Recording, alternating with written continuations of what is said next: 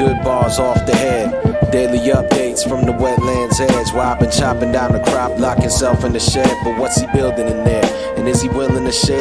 Things are liable to get weird. Tell him buyer beware. When the wind came back with more gray in the beard.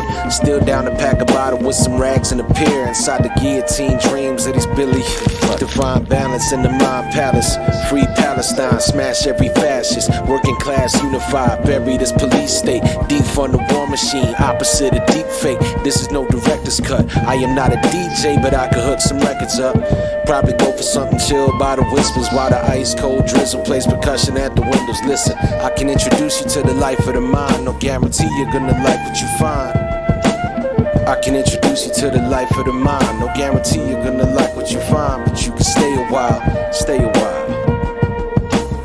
Who could afford to stop making all this content? Monetize high mentality from the onset. Dealing with nonsense, feeling frustrated. With 4-bar loops that help me break through the stasis. And thrive in dead spaces where I liven up the place quick. Thanks for the gifts, plus the raids and the bits. Yeah, yeah, y'all like this song and the name of it is There's No Sample Snitching and no harassing women. And we ain't acting like we 12 cause we Dolan isn't for the children. Sometimes I wonder when the hype will subside. I used to love her, now I like and subscribe to get that dopamine high without no vocal fry. I don't hide, I don't act nicer than I am. I'm too used to being honest and I honestly don't give a damn. So punk races get the perma ban and then we set you on fire like it's Burning Man. If I get preachy, it's a sermon then. If you forgot, you gotta learn again. A certain chance of getting trolled by these chumps, but that's actually uncommon cause we cozy as fuck. Get your snacks, push your seat back, relax, get the recap. Tell me where your week's at, catch up with my beeswax. I can introduce you to the life of the mind. No guarantee I get it right the first time. Oh shit, my bad. I think you just heard me moisturize my hands. Am I muted? I hit the whole arm too. In my zone. Get moisturized. Everybody moisturize. It's that time. I talk a lot of shop, talk a lot of shit. Talk about the pain, talk about the kids. Tell you how I live, tell you about my biz. It's not a game all the time. My old frame of mind was a slave to the grind. Nowadays I'd rather strive to sort of cultivate the vibe. With good company and getting good coincide. And everybody safe, everybody stay alive. Couple grown-ups with the savers by the side. Know I shoplift that Whole Food. Fuck Amazon, can't shadow ban me. I'm the phantom of the ops. Exclamation point drops when I rock, give me bandwidth. Audio I route when in doubt, get the dancing. Once again, back is the incredible. Always on time, but never on schedule. I could introduce you to the life of the mind. I think it's just about time.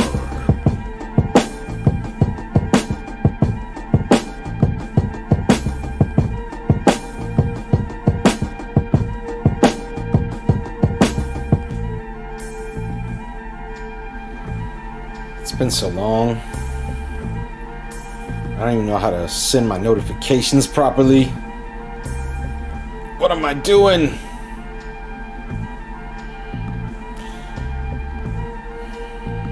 There it goes. Transition. Chat scene. What's up? Good evening. How's it going? I had an idea, so I decided to go live. I had this idea percolating for the last 24 hours. I checked out a new game. I got a new game I've been thinking of playing, and this feels like that hour to play it. It's a game called Citizen Sleeper, and for many people, this is sleepy time. For many UK audience, this will be sleepy time. This will be a very sleepy time stream. I think it might even be after midnight over there. So for some U.S. folks, a rare chance to catch me at 8 p.m. This is usually when I've been recording VODs. For the past month or so, I've been recording The Last of Us Part 2. I finished that game. It took 14 videos, 2 hours apiece. A non-work hour stream, yeah. And it's cool. This is a cool time for me to play a game and get very immersed in a game because it's nighttime for me. And some games seem to be the type where it'd be good to like immerse yourself in it. And this seems like one of them. It's similar to Disco Elysium, which I've also played and really enjoyed, apparently. I played I guess maybe 30 minutes of it last night on the console in the house, and it was late at night, and the music is real vibey. There's a ton of reading, like a ton of reading. So my idea is, what if I went live at 8 p.m. or so, nighttime streams. This is going to be a first try because I've never played this game for very long. So I don't know. This could be a one-time thing. I could bail on this game and just not be into it at the end of this.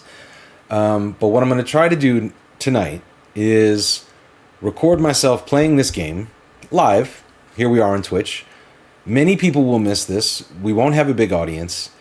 But maybe I'll put the VOD over on YouTube, and we'll just make a live VOD here. This will be a nighttime, concentrated, like me playing a game. Not much chat going on, but a little bit of chat. There is chat here now, which is different from the other VODs I've done. So I can say hi to them. I can say hi, Mike.Almond, Thomas Von Helian, Celestial Prairie Dog, Mary Biscuits, what's up? That Anarchist Dog is in. What's up? See, like, different names are here. Barry's here. There is no remix open. Barry, true to form, not even saying hello, coming in with an immediate programming note. Executive producer Barry, what are you asking me? No remix open?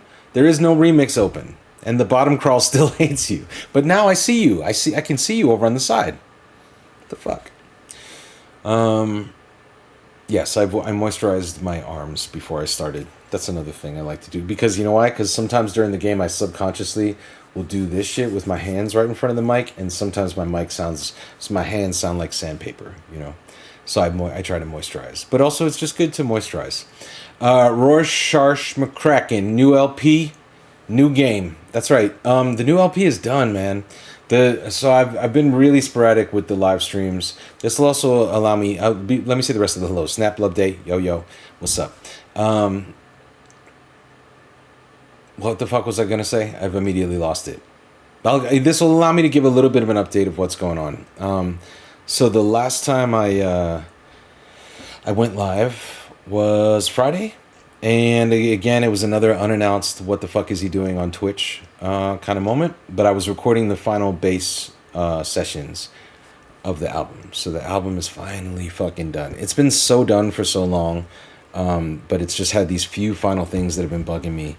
And because I'm a goddamn artist and I'm sensitive about my shit, I chose to follow through and make it good. So we needed one more bass session. We just needed to fix the low end on this song because it wasn't quite kicking my ass yet. It's kicking my ass now.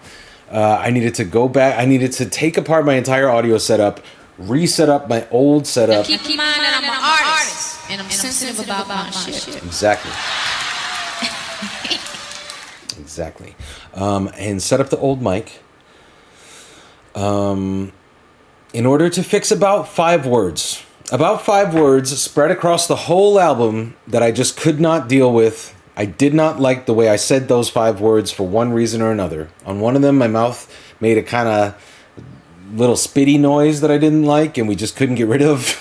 And on another one, there was a word I said that the more I listened to the song, the more I was like, I shouldn't have said that. I should have said this. This is a better word to use there. I fixed that. So I went and I touched all the fucking things that were bothering me, like just a little bit. So now nothing's bothering me at all. And I feel like it's done. And so that means it's off to DS3K, who just has to, again, like slot those things in, because the track is finished. I could have at any point been like, it's done, but this shit was bugging me. So the vocals mix perfect. He just has to like swap out the vocal that had the shitty spit word with the new good word, and then the level is already set and the effects are already set. So it'll be off to mastering by next week, I'm expecting, which is good news if you're waiting for new music from me. Also, I'll have a ton of announcements soon. We're getting very close to the grand opening of our new web store and record label. It's gonna open. We're gonna open as a web store first, and I think people are gonna be really fucking excited when they see the new name, the new logo, the new B Dolan merch available, of which there's a fucking ton of. We've got a new shop. It's a fourth wall shop. And as we've dug into that with the help of ad, shout out to ad. Man, we're able to do shit that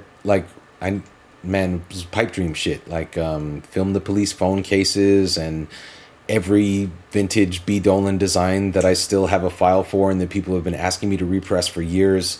We can offer all that shit now without me having to pay to press up a bunch of them or stock it or ship it.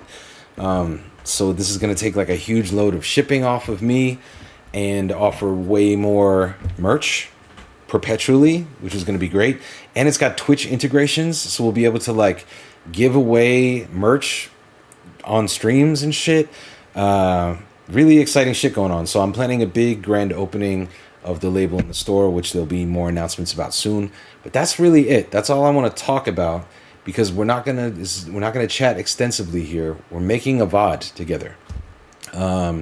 So I'm gonna get pretty quickly into this game. I mean, if there's anything pressing people feel the need to ask me about, you could ask me about it. I'll keep an eye on chat. But I'm gonna give this game a chance and see how it strikes me. Don't feel bad if you need to turn this off and go to sleep. Don't feel bad if you fall asleep. It's sort of meant to be a sleepy time stream. And also, before I get into it, if you haven't checked out any of the other YouTube VODs I've been making, go check out The Last of Us or the Games with James 1030, which we're going to do more of soon. They're cool. They're fun. They're on YouTube, and they help me. If you watch them, I'm trying to get my hours up of monetizable public watch hours on YouTube. So it's good for me to like put some content over there. And if you appreciate it, maybe go watch it over there. I'm thinking this game might end up being the equivalent of me reading an audiobook. So with like very ambient, chill music. It's a vibey nighttime game. And I'm excited to give it a try because I keep like seeing like TikToks of motherfuckers being like, this is on people's best games of all time, I don't know, list. So we're gonna check it out. We'll give it a shot. I'm opening it now. It's called Citizen Sleeper. Good night, Merry Biscuits. On that note, there'll be a VOD in the morning. I'll let you know how I find it. Okay, I gotta go in here. I gotta be way smaller. I gotta be so much smaller. This will also help because chat can let me know if the sounds are weird, if they gotta go up or down. That was one of the hardest parts about making the last VOD. Was like no one being here to tell me the game is overpowering your voice. I'm just gonna try and clean up my green screen a little bit for a second. But I hope your Monday's been cool. Feel free to let me know what you got into today. What you're dealing with in the week ahead. I'm maintaining. There we go. Snap Love Day. Thanks for the cheer.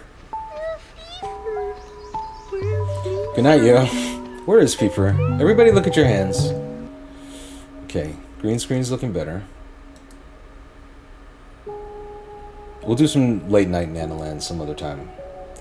Proper streams are coming back soon. In the meantime, I'm just going to keep doing weird shit. Game capture is what we need. And then we need Citizen Sleeper. And it should appear. And there it is. Alright. Small audience, yeah. That's okay. Like I said, I think this one might have a life on YouTube. We'll see. Maybe not. If it's really cool, I could go live earlier and I'm sure catch a lot more audience. But as is, I'm happy to have a small audience. Because, like I said, this is going to be a lot of reading. So a lot of reading chat might fuck up the flow with this game. So let's check it out. New game.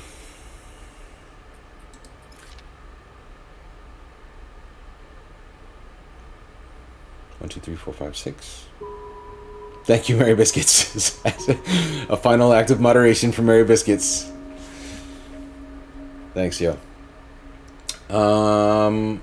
Captions are on. Cool.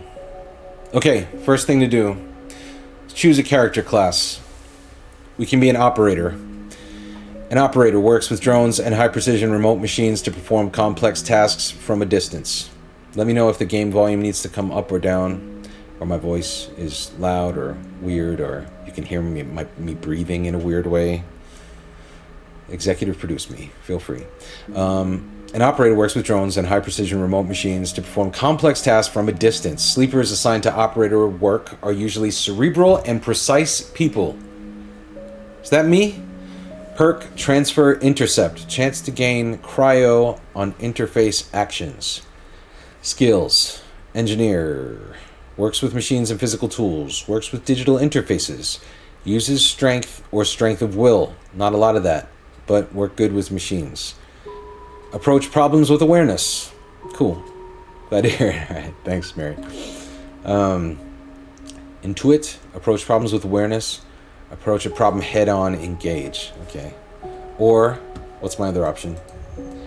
An extractor. Extractors work on resource extraction, often in hard vacuum environments. These are cool-looking things. Sleepers assigned to extractor work are often confident, self-sufficient, and have a high level of endurance. Perk is photosynthetic skin. Sunbathe. Dice action allows energy recovery at home. Skills. Engineer, same. So a little more endurance and a little less intuition. But we don't work with digital interfaces. Do we want to work with digital interfaces? Or do we want to photosynthesize at home? That's a tough call. Approach problems with awareness is low for an extractor. But endurance is low with an operator. Do I want to spend a bunch of time worrying about my endurance? Do I want to be smart or do I want to be strong? That's the question, I think. And is there another option to the left? Oh shit, there's more. Okay. I can also be a machinist. A machinist repairs and modifies automated systems used in industrial resource extraction. Sleepers assigned to machinist work are usually diligent, careful, and structured people. Perk, efficient extractor. Chance to gain random scrap item on engineer actions. Doesn't approach a problem head on. Does work with machines and physical tools, not digital interfaces. Okay. Machines and physical tools. Oh. Operator, extractor. Okay, these are my three options. Well, I feel the middle path is the extractor. I like strength or strength of will. Photosynthetic skin sounds cool. What versus gaining cryo? Random scrap items? Photosynthetic skin. I think that's done it. That's done it. I'm an extractor. Here we go. Shit. Who knows? I think we're picking a build, and I think what's cool about this game is that I think if it's like Disco Elysium, the choices we make will very much affect the outcome and the ending we get. Assuming the comparison is real. I told you this was going to be a good stream to sleep to, so I don't want this music to overwhelm my voice. I want to be clear and understood. I'm going to turn it down in my ears a little bit.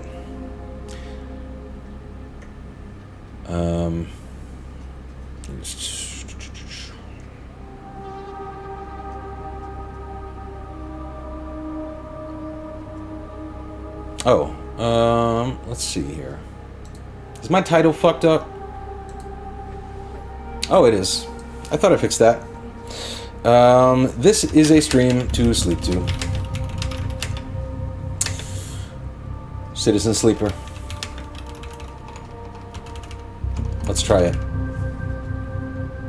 Some people were probably very confused when they saw... That's probably why people were asking me about the new LP, huh? Well, it all works out. I talked about... Yeah. That's my bad. That's my bad. A bird just told me we had the title fucked up. Alright. Alright, Citizen Sleeper, here we go. The first thing you become aware of on waking is the disconnect.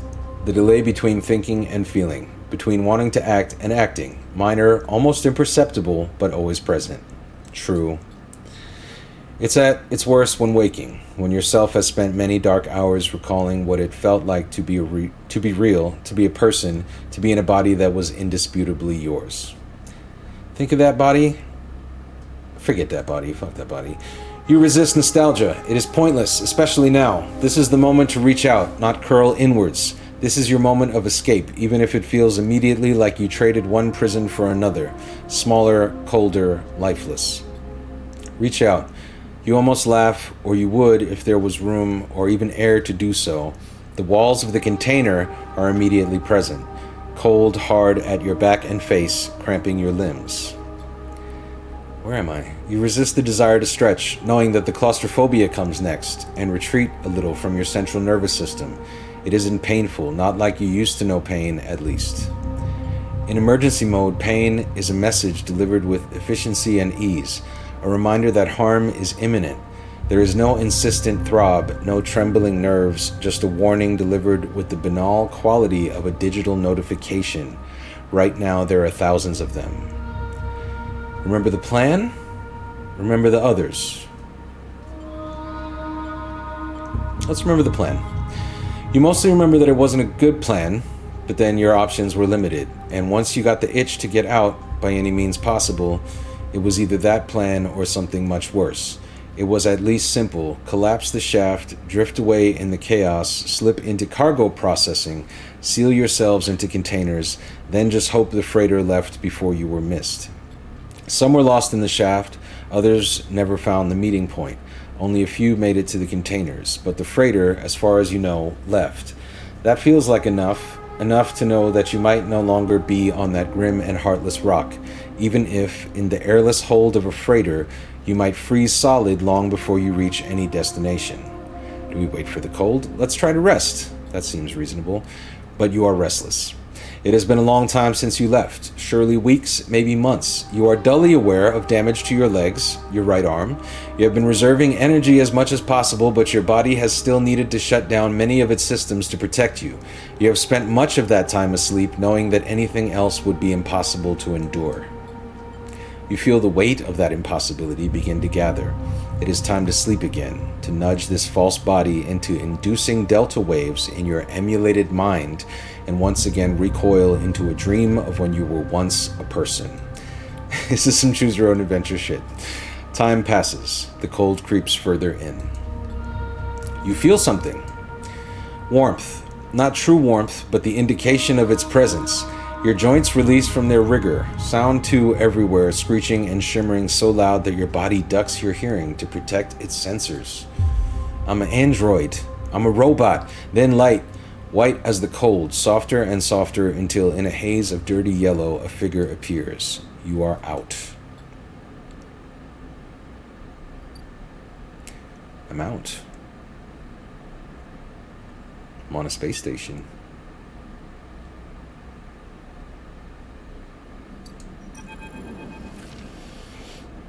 This is Dragos, a pragmatic and private salvager. Let me make sure my OBS is open. Oh, I've been transparent this whole time. I hate when I'm transparent. Please let me know if I go transparent. It's another green screen problem. I don't know how this fucking happens to me. Let's see.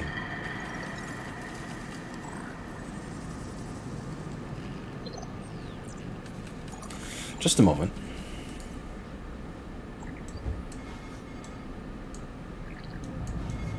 There I am.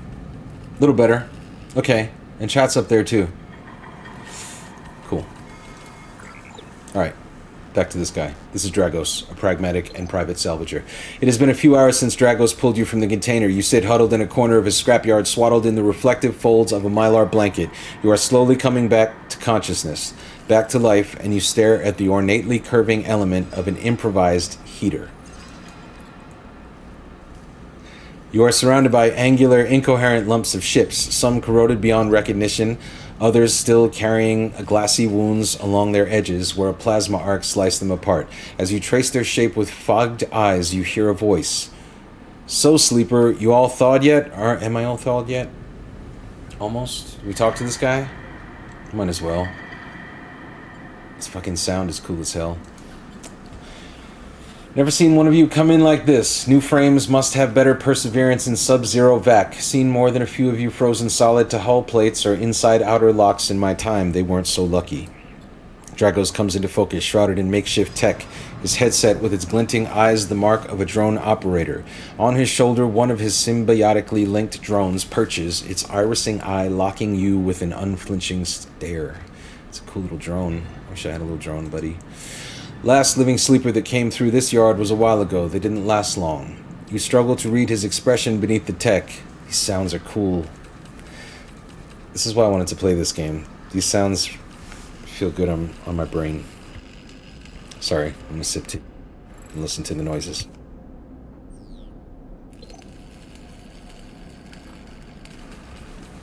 I like this. You struggle to read his expression beneath the tech, but he seems lost in memory for a moment, or perhaps he is just figuring out what to do with you. Do I say, I plan to survive? What happened to them? Let's ask what happened to them, these others.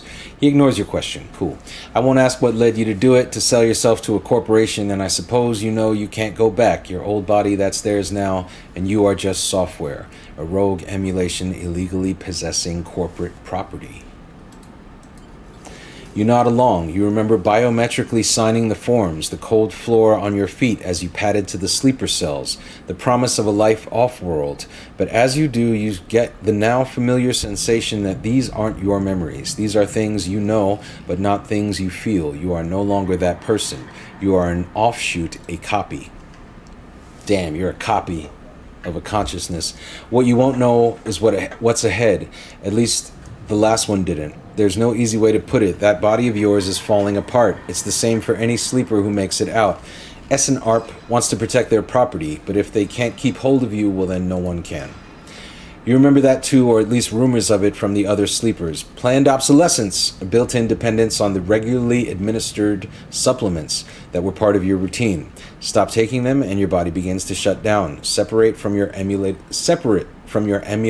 mind. How long has it been? How long do you have? But for now, sleeper, you are one of the lucky ones. Dragos glances up and away towards the glassy dome of the yard. The eye is the best place you could be right now. The eye? The station. You'll see soon enough. Dragos impatiently shifts his weight. Look, I've got things to be getting on with, he trails off. There's an old freight container I've been using as storage out in the stacks. We haven't been pulling in much valuable scrap these days, so you're welcome to it. Something wells up inside of you. Emotion, fatigue. You shakily get to your feet. Nod. All right, you head on up there. You look like you need some rest. And with that, Dragos stalks back into the Rex, his drones already converging on a rusting hulk. Plasma flashes silhouetting his spindly figure as he returns to work. This is good writing. I fucks with it. It's a lot to read, but I knew that going in. That's the one like caveat of this game. People are like, this is a lot to read. So I'm ready to read a lot. Hopefully you're ready to hear me read a lot. And I'm gonna keep going. Let's check it out. This is the tutorial. Welcome to Erlin's Eye. Life on the Eye runs in cycles, during which you can talk to characters, explore areas of the station, and perform actions. At the end of each cycle, you need to head to your current home to rest. Resting will move time forward on the station. Head to the empty container location to rest and end the cycle now. Continue. Let's find the empty container, I guess. Extractor? Oh, this is my character. Oh, there's upgrade points. I'm not going to look at this, but I'm going to look at it a little bit. So I've got the photosynthetic skin. That's cool. Anyway. How do I move around this guy? I just run my mouse up and down. Oh, this is my home. Per cycle. Energy condition. End cycle. All cycles need to end. Rest and prepare for the next one. End the cycle. Okay. Person corporate. So, okay. You wake curled up in the corner of the container and begin slowly assembling the world around you. After all this time, you still find this body, the one you wake in now, strange and disjointed. Its messages readable but somehow wrong. You sit up, pulling the mylar blanket close against the cold. Here you are on this ruined station, millions of miles from anyone you know. Are you still in the system? Did any of the others make it out? It's impossible to know. After all this, what matters? Escape? Getting answers? Building a life? What matters? After all this? After all this, man, escape is what matters. Let's get the fuck. The colony, your indentured service, that's in the past now. No point digging through the fragments. You need a path ahead, a way of keeping this failing body going. Scene. If you can keep yourself alive, perhaps you can find a way off this station and out of this system for good. Oh, this music is nice. Is this music loud enough for y'all to hear and appreciate this? Because otherwise it's just me talking. And I really like what's happening in my ears.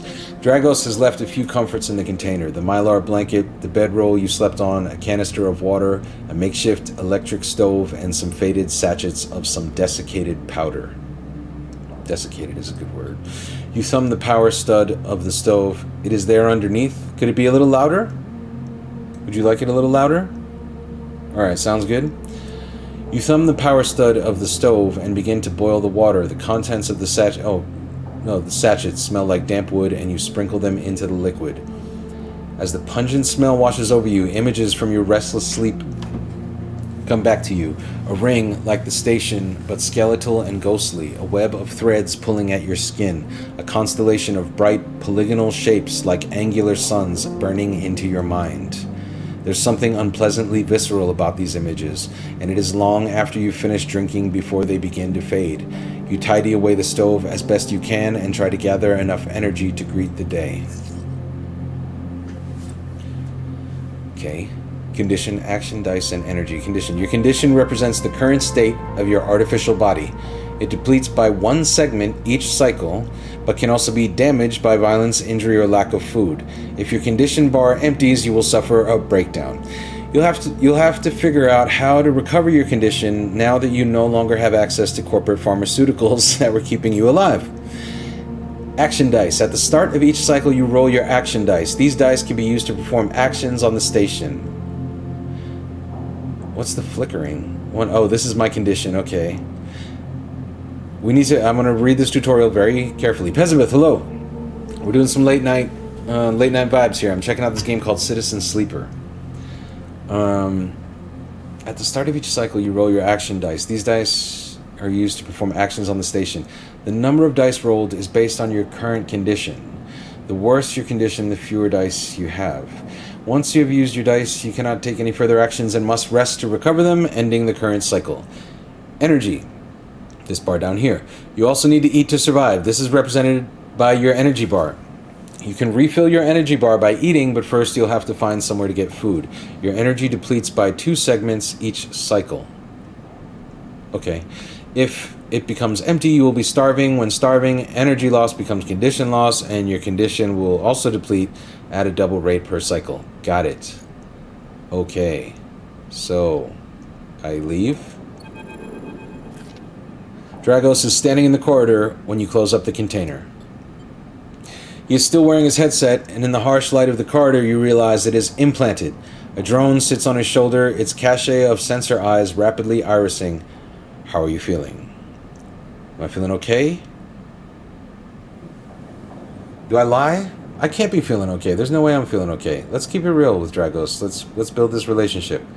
Check out Dragos' left eye. It's an eject button. Dragos is cool as fuck. Not good. The drone chirps. Dragos nods. You notice that beneath the operator's rig, his skin is marked by burns and blotches. I know the container isn't much, but it'll keep you safe, he pauses. So, I'm not going to chit-chat too long. You well enough to work? Something tells me we gotta work. I'm not gonna play dumb about work. I'm gonna say sure. I lost the straw to my fucking baba. So now I gotta drink sideways like this, and I gotta hope this shit doesn't splash me. Pray for me, everybody. I'm trying to hydrate.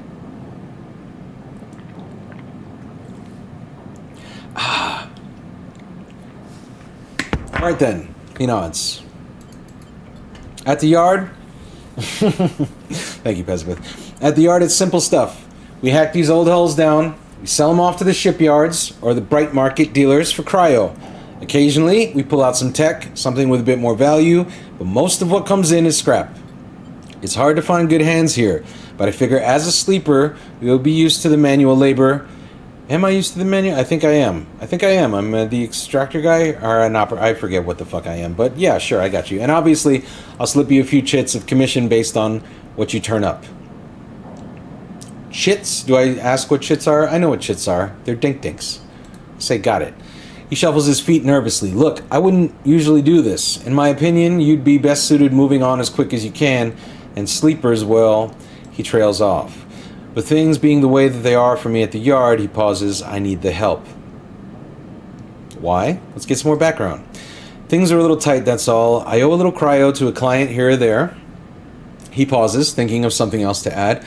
Look, just come down to the yard when you're feeling fresher. There's plenty to do. Will do, yeah. He nods distractedly and turns and walks away, the drone hopping along ahead of him. See you later, he calls back. Looks like it's time to get to work.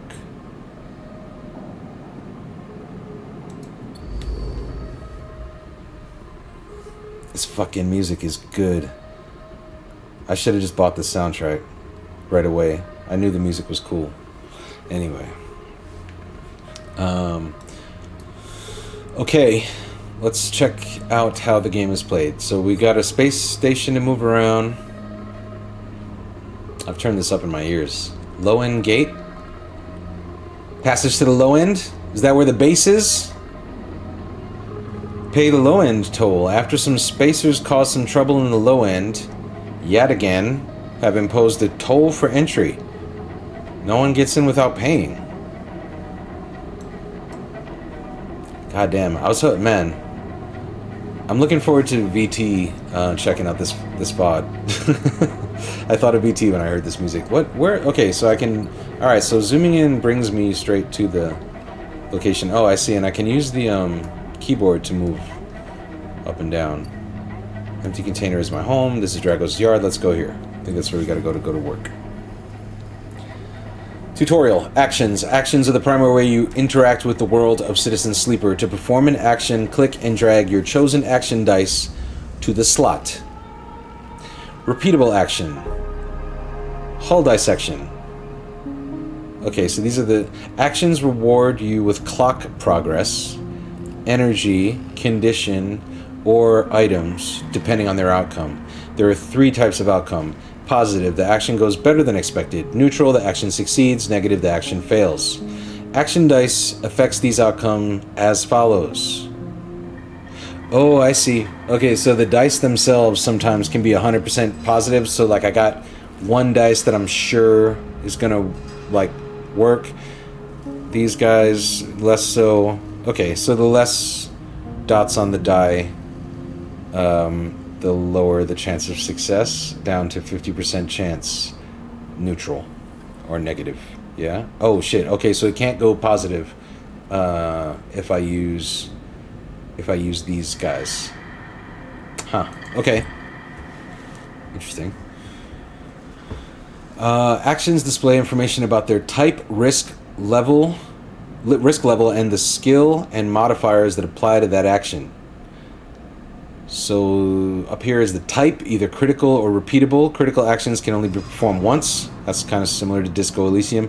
2 is the risk. That's down here. Either safe, risky, or danger. Safe is no loss. Risky is negative outcome, means you lose cryo and energy. Danger, negative outcome means condition loss. Neutral outcome can mean cryo or energy, so you're fucked. It says danger unless you get a positive outcome. Or you're losing something. Okay, so save the always positive dice for the dangerous shit. Yeah. 3, skill. The skill that this action requires, either engineer, interface, endure, intuit, or engage.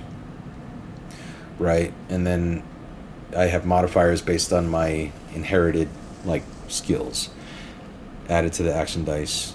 Cool. Okay. Easy enough. Not that complicated. Surely I've mastered it. So these are the always positive, or mostly positive guys. Where am I? And then I've just got two, like, not very likely to work things. So, and these are the actions I can perform here today. Hull dissection, even the rustiest hull. I mean, okay. Endurance, I've got a +1 on. I could risk that. It's safe. So let's put this here. Oh, and it tells me my percentage chance of outcome. That's cool. And then I put this here because this is risky. Or let's do this because it's not like danger. It's just risky. Start the action. So it's either going to be positive or neutral. Actions often progress clocks. Clocks are displayed below the actions that fill them. And they track your actions and how they affect the world. Filling a clock means something, good or bad, is about to happen. Some clocks, such as the one tracking Dragos' debt, are cycle clocks. These clocks tick themselves once each cycle and can complete without player input. Any active cycle clocks will be displayed on the icon for that location. Everybody got it? There's going to be a test. Hopefully everyone's taking notes very diligently if you're watching this live. If you're in a VOD watching this after the fact, you also will be tested and should submit your scores in the comment section. Okay? This is serious business. Okay, what did I do? I used one. And then I didn't see the outcome. Did it go well? It says action complete. Back in business, every salvager knows they are always just one lucky haul away from the next payday. Oh, I can do it again.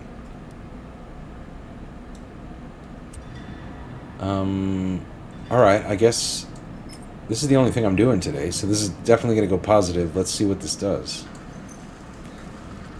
Why does it say find a doctor? In Citizen Sleeper, you will unlock drives as you discover more about yourself in the world. Drives guide you in pursuing specific objectives like this.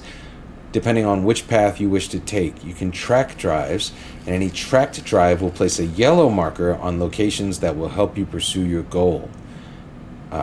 Access your drive menu via the arrow button at the top left of the screen. This one? Okay.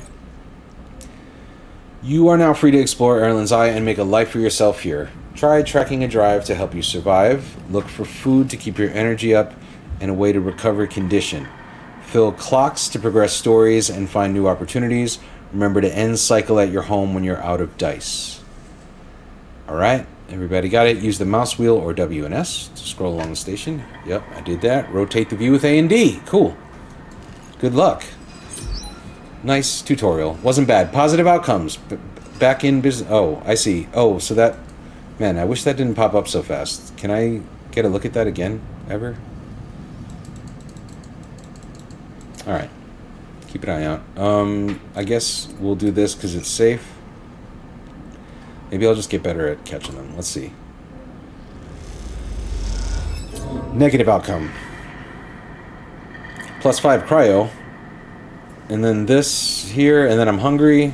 I gotta track a thing. Okay, survive, yeah. You need access to corporate pharmaceuticals, otherwise this escape attempt will come to a rapid end. Find a doctor, toggle tracking? Yeah. Okay. Oh, I almost exited the game.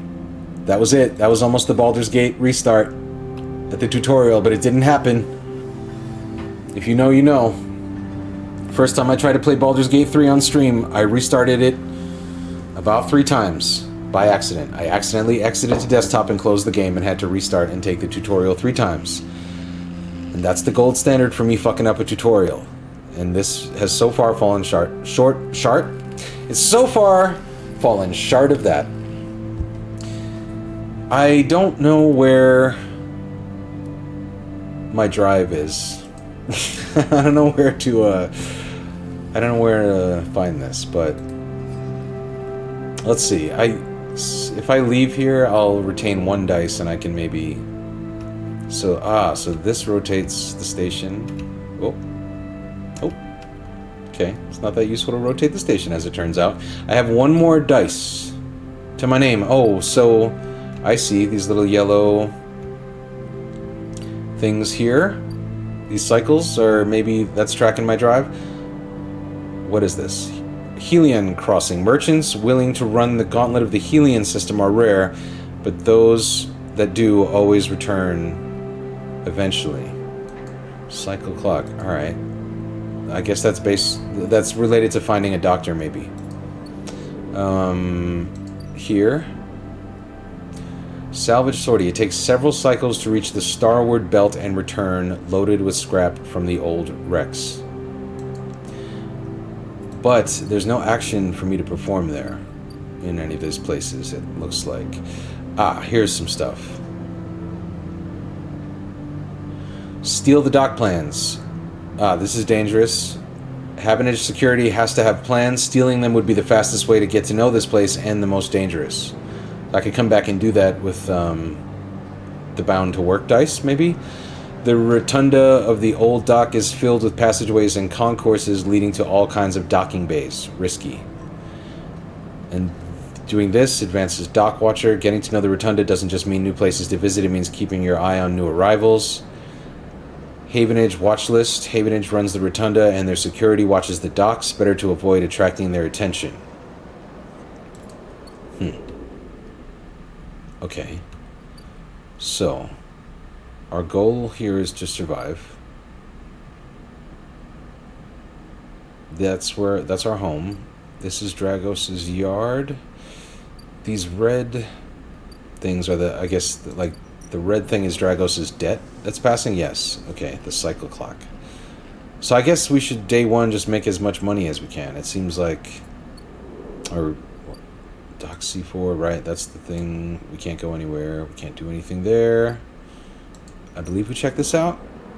Yeah, we did. Okay. Alright, no. Wait, one more thing. There's a yellow dot here. Maybe that's the drive thing I'm looking for. That's the drive thing. I feel like I took the tutorial and immediately... But it was a lot of information, to be fair. Okay, so somewhere in here, I think, my drive... Ask for directions. Why wander when there are hundreds of people that live and work within the bright market? All you need is the courage to approach them. That's dangerous, though. Bad idea to approach that with this dice.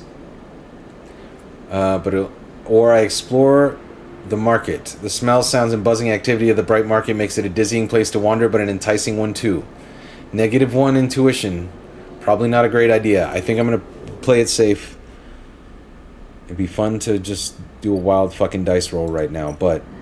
I'm going to give myself a chance to survive the tutorial. Let's just get back in business. Let's put this here. We'll do this. 25% positive outcome, 50% neutral, 25% negative. Here we go. Blowing the dice, everybody. Negative outcome, because I had a plus, but I have a +1 endurance. So +5 cryo. I don't know what the fuck... I know I've just been told what the cryo means, but none of it seems to have affected me too much. And it's advanced the clock, which I think is what I want to do. I think now it's time to leave, go home, end the cycle.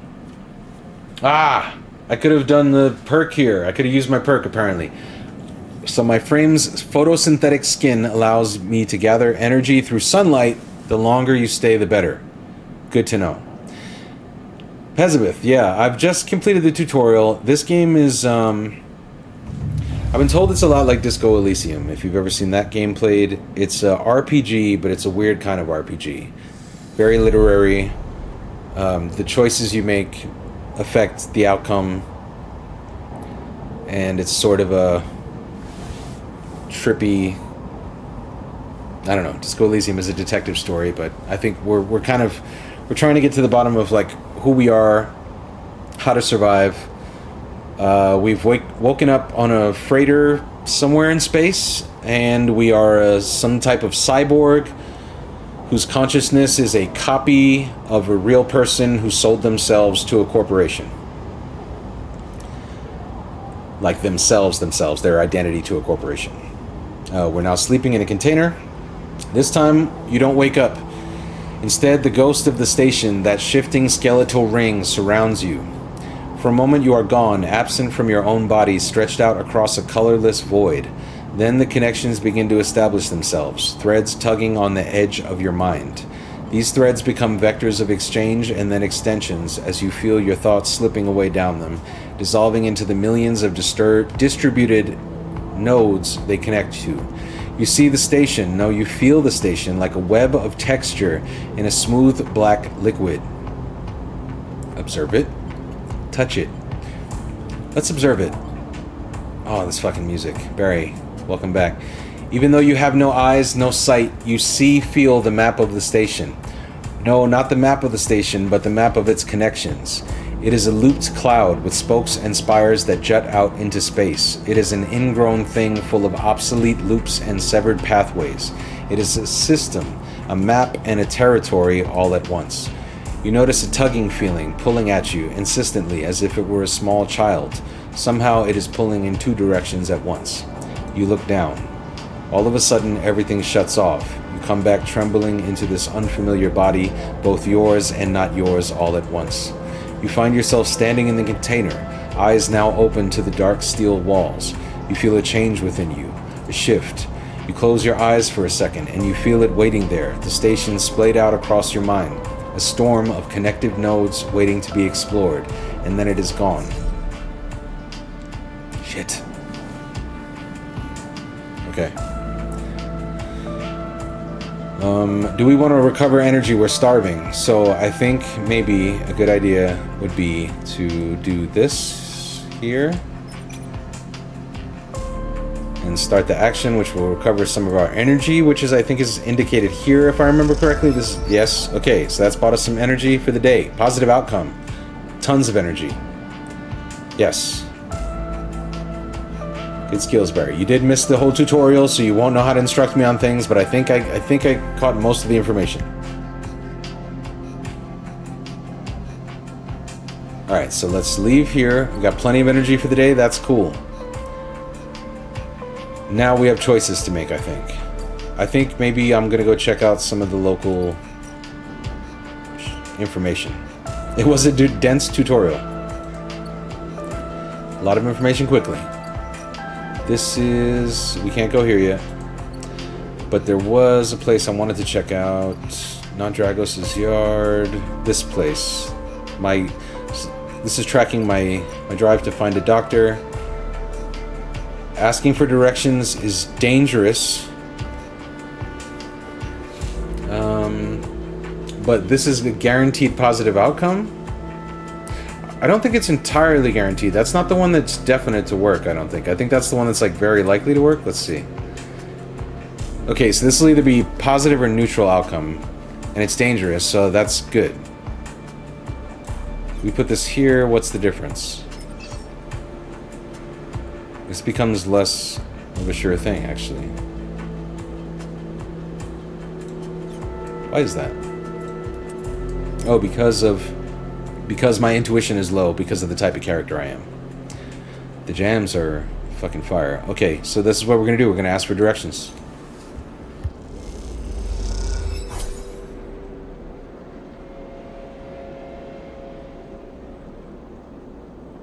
Okay, I've lost cryo, but I've gained a lot of local knowledge. That means we gotta do this some other time. This will go bad. This is risky. I don't think we should do this. Let's leave. I think I'm getting the hang of this. I think this is cool. Oh, there's a doctor. Oh, my local knowledge has gained me some new places to go, and there's a street food vendor. Emphas is busy. His broad face uplit by the makeshift gas burner in front of him. With precise, delicate movements, he lays thick chunks of marinated fungus into a dented wok. His other hand idly tossing a metal bowl of sliced vegetables and some red fleck dressing. The smell is incredible. You watch as he fulfills a set of orders, heaping the fungus with the bright salad and depositing it in plastic trays.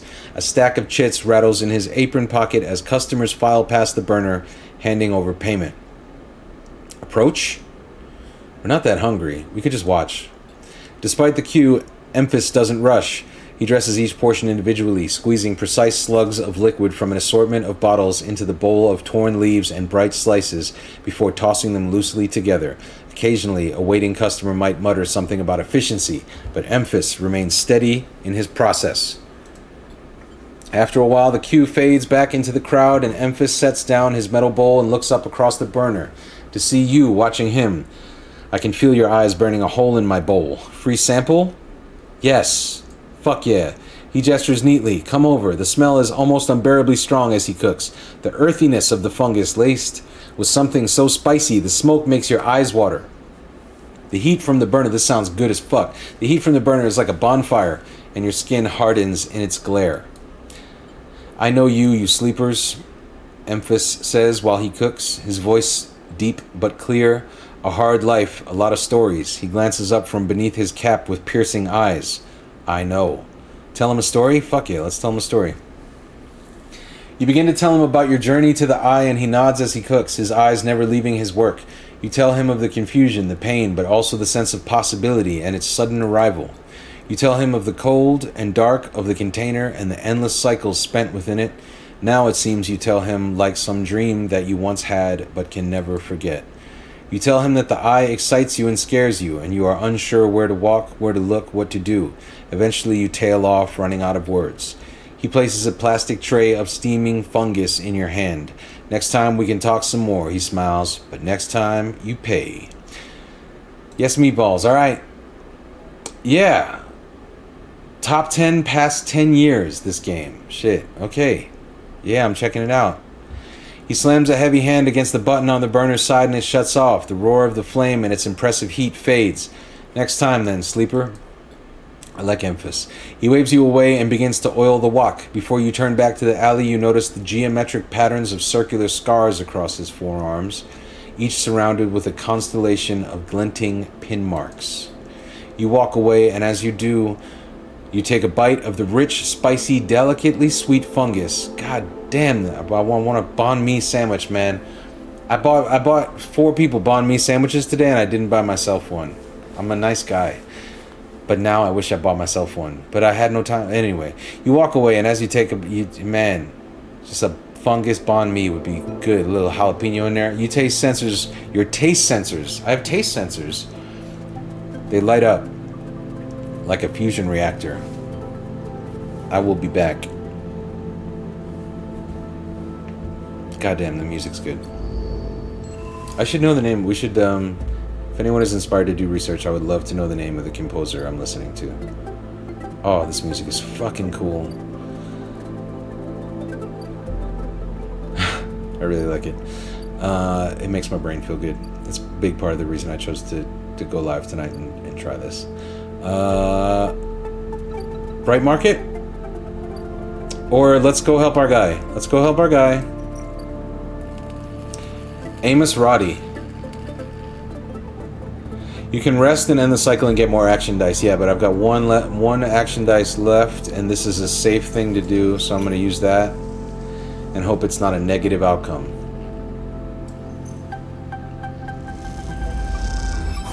Back in business. Plus 10 cryo. Love it. Love to see it. Energy looking great. Okay. Let's get out of here. I think now we go home to the container. This is where we live, I guess. This container right here. Again, I failed to sunbathe, but that's a thing we can do. Oh no, we did that at the start of the day, I think. Alright, so how do I end the cycle here? End the cycle? You aren't finished with this cycle. Complete active scenes to proceed. Oh. Okay. Oh. Ooh. Almost did it. Almost quit the game, y'all. Scenes? Did I miss something? What are the active scenes? This is the shipyard.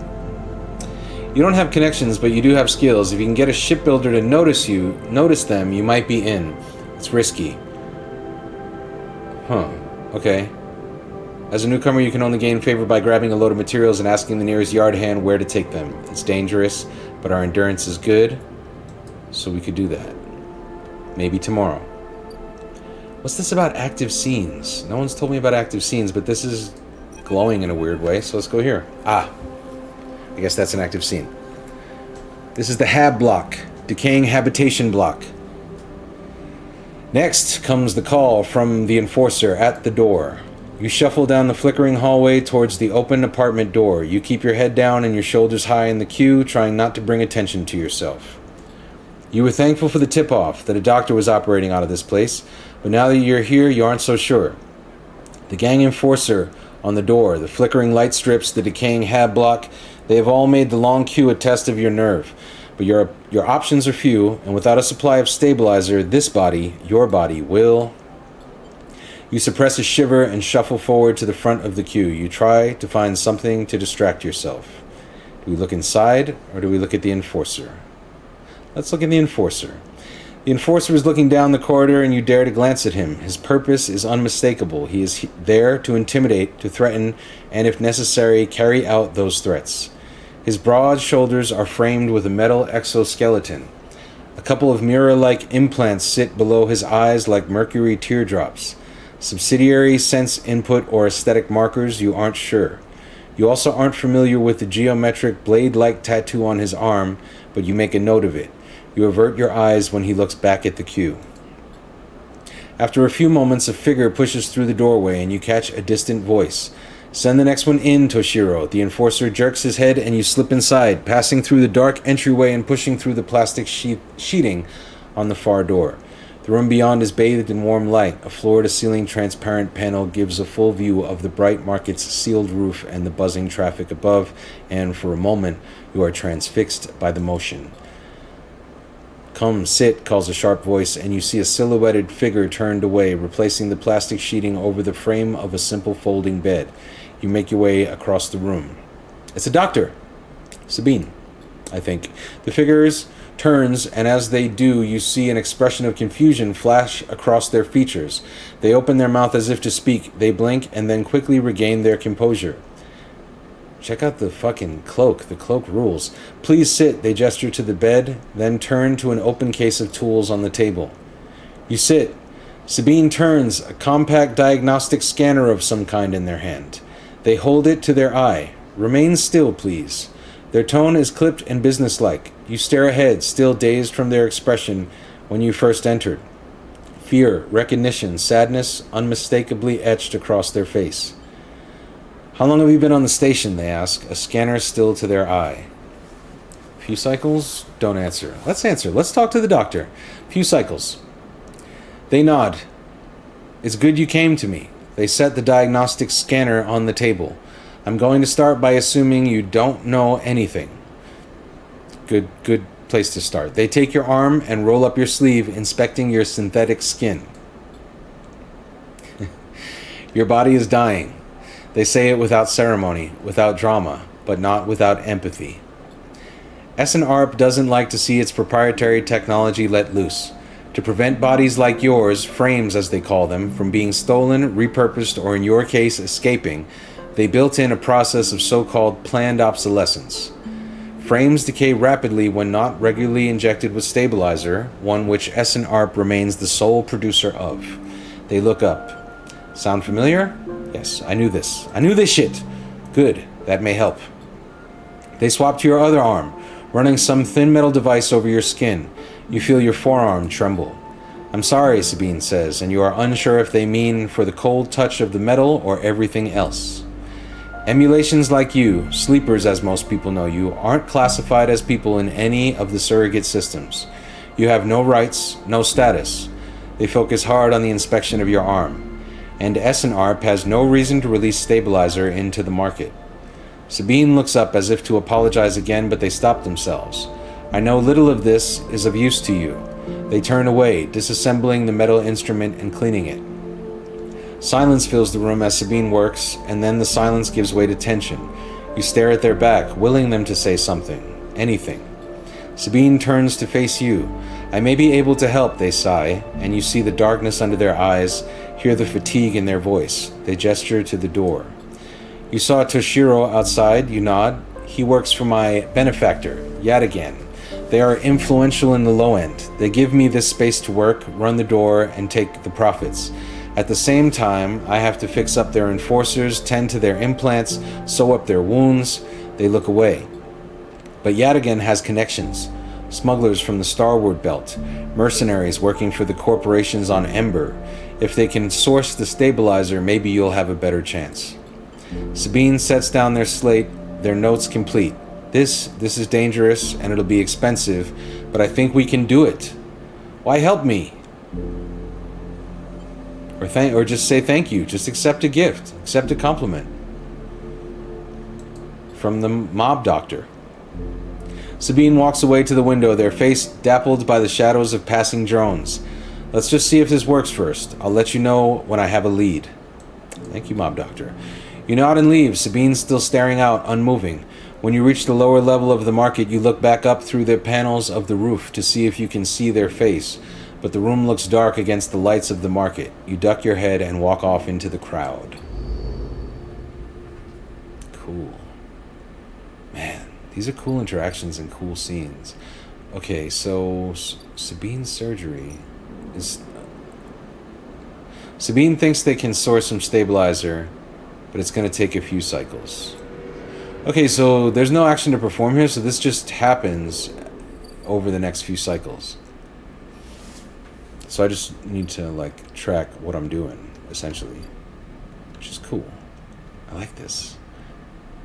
This didn't make a lot of sense to me as I was taking the tutorial, but it's... Oh, and I've learned to rotate the station. This shit is cool, man. It does remind me of Disco Elysium, and if people haven't checked out or played Disco Elysium, I highly, highly recommend it. One of my favorite games I've played in the last bunch of years. This is kind of reminding me of that, but in a very different way. This thing's flashing, so maybe I gotta go here. It is like an old text game. I don't know if anyone remembers, anyone's old like me, had a fucking Commodore 64. I think it was, what was it, The Legend of Zork? I think that might have been the first game I ever played, was a text-based adventure. Choose your own adventure.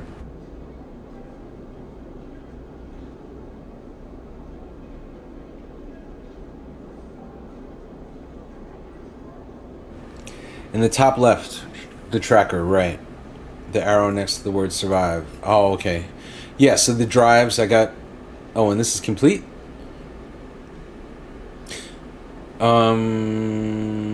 Oh, so I guess I don't need to... No, it's not... It's active. It's not complete. So that's just... tracking that. And... do I want to help pay off his debt? Get to know him. But they're not... I can make... Oh, toggle tracking to turn it on. I can just... Oh, I can only track one at a time, eh? I'm gonna stay on... Interesting. Alright, well, either way, I'm on a dice, so I think the move is to rest now? Maybe? Let's see. End cycle? Yes. Okay. I think we can end the cycle now.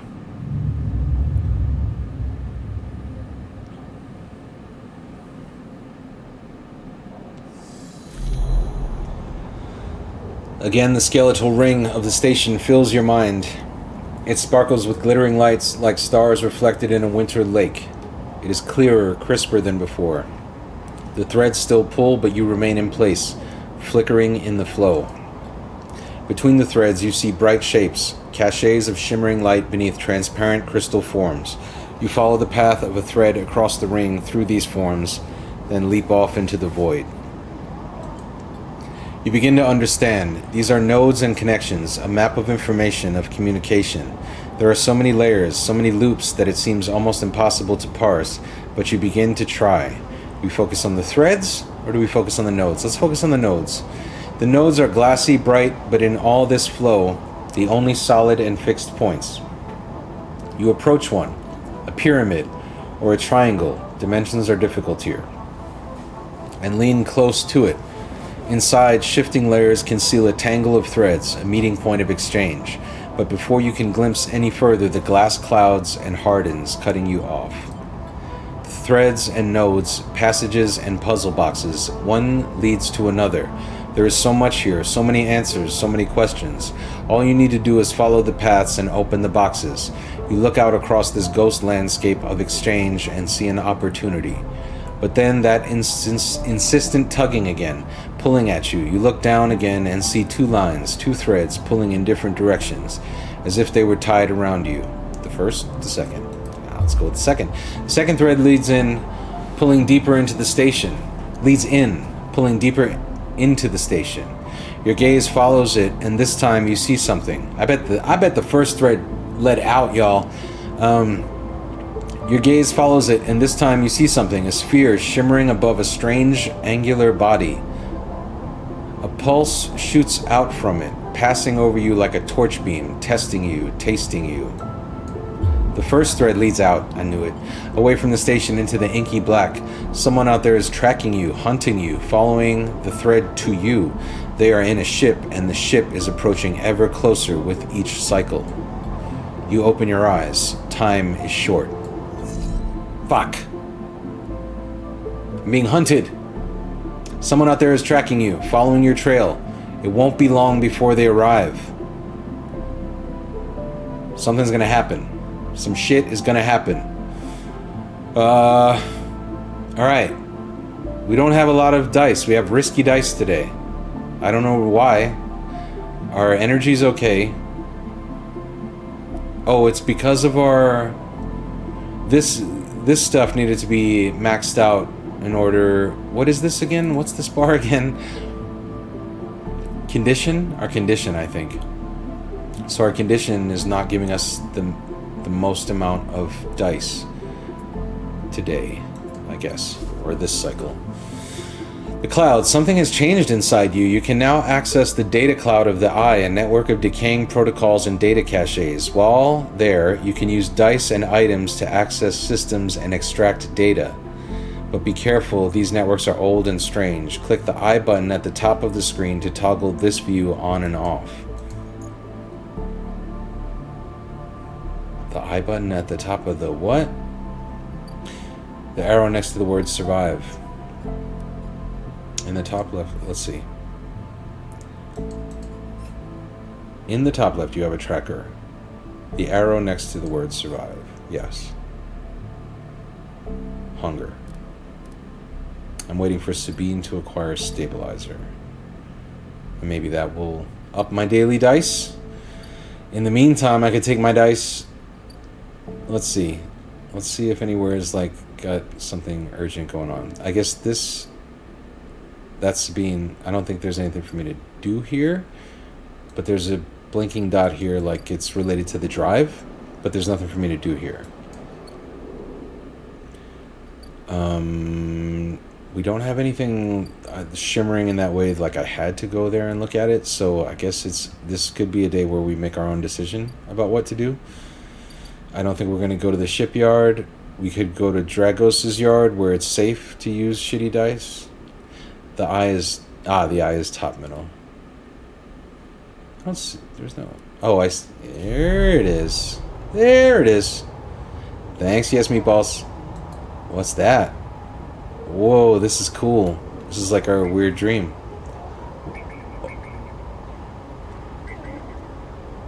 Whoa. Oh, that sound is fucking cool. Havenage Gate H4. Slot Havenage Cipher. This gate keeps traffic out of the Havenage shipyard's internal network. The correct cipher can grant you access. And if I use some fucked up dice here, or I shouldn't, I can't. This is something else. Some other keynode. This node is orbited by the remains of a corporate countermeasure broken long ago by hackers. Data actions allow you to extract data from the networks of the eye.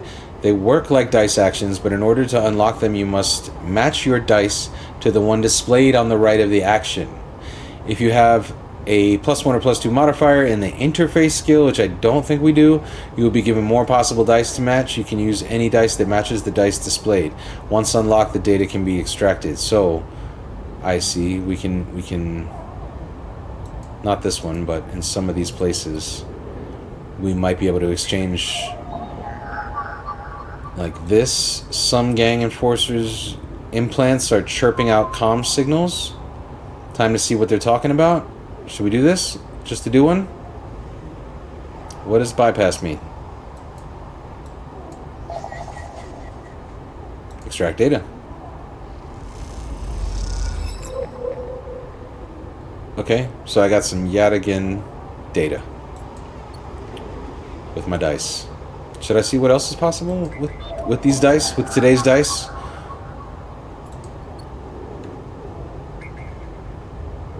They have different shapes. There's key nodes.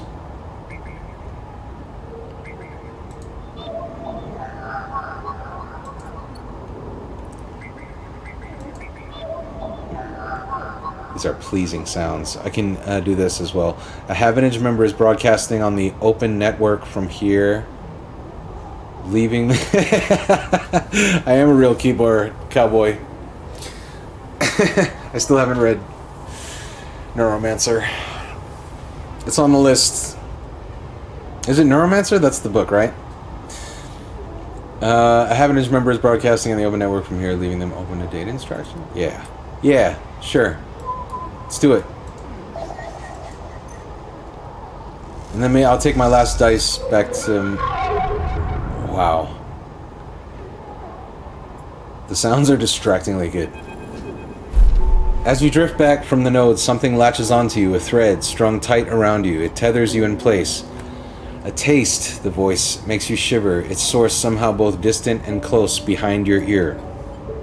You see a distant glint of light shut off, and then suddenly a shape is at your side. It stalks around you, circling like a shark, like a wolf. Entity unknown, astringent, processing. We resist, we stay still, we always resist. You struggle against the thread, and it tightens in response. A glittering garrote. Please hold. Ah, shit. There's a sentient protocol. The thread around you thickens until it is a ring, a cylinder, a tunnel of light circled around you. It is blinding for a moment, and then it is gone. As it fades, you see a figure, a creature in front of you. Its strange head flickers between different angles, reading you. Whoa. It's like Cerebus, but also a donut and an octopus. Should we ask it what it is? Is that rude? Should we ask it what it does? Is that too direct? I guess we'll ask what you are. The shape paces around you on lithe legs, though there is no ground here to pace on.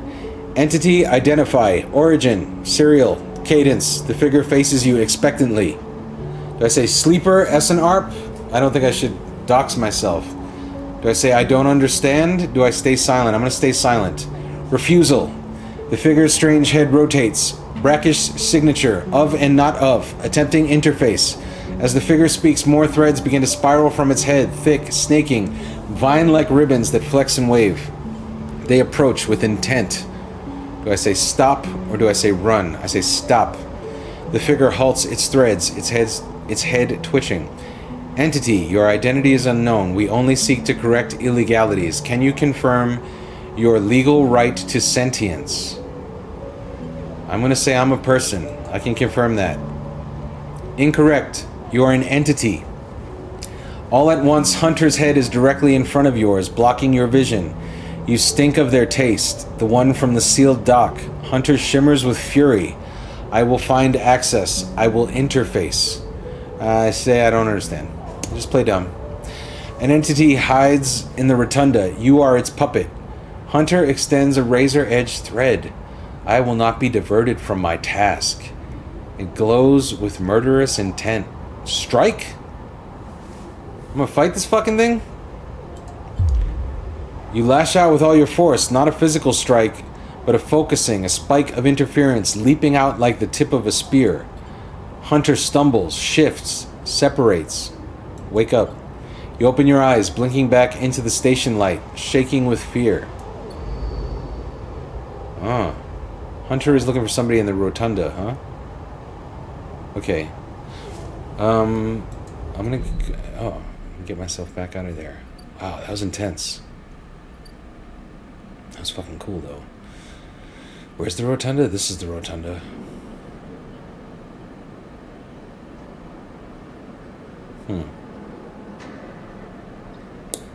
Okay.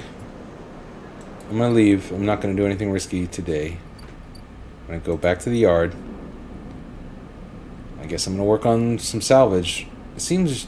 Is there anything else? What about my boy with cool stories? Where's he at? Where's the cool story, bro?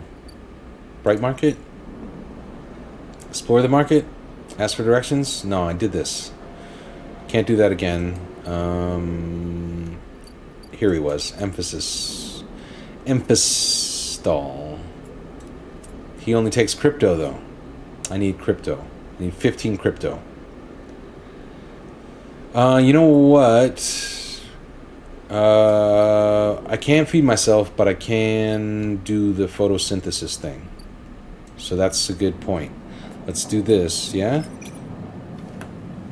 And then that'll up my condition, which will give me more dice for tomorrow, I think. Hopefully. Let's try it.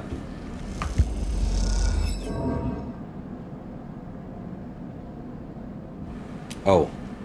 Bottom middle? Oh, 44. Down here. Oh, okay. Oh, these are my items down here. And data. Oh, I do have some data. Okay. Interesting. Alright. So I've upped this. I'm fading. That's my condition. I don't think there's anything else I can do to improve my condition before ending the cycle, though. So I'm going to end the cycle. Bottom. Oh, wait. Oh, I understand. I could... Since I found my crypto, don't call it crypto, B, it's called cryo. It's different than crypto. It's a fictional thing that's not saturated by pieces of shit. So we put the cryo in there, and I'm going to do that so many fucking times.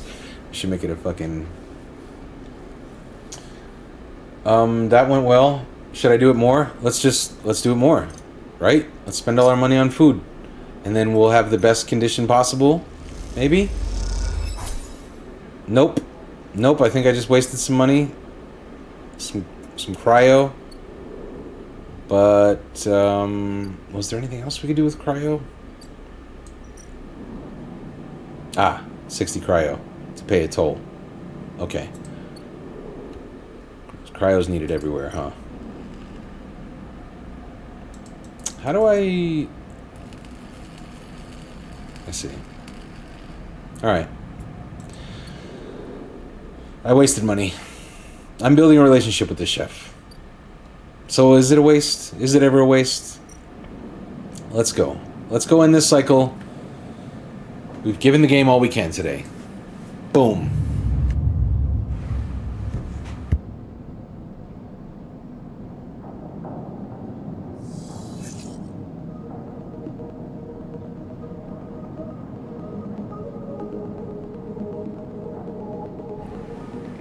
Okay, we got some good dice. What shall we do with it? As you close up, a voice echoes down the corridor towards you. Sleeper, wait up. Turn. Fang is coming down the corridor toward you, a wonky grin on his broad face. Hey, glad I caught you.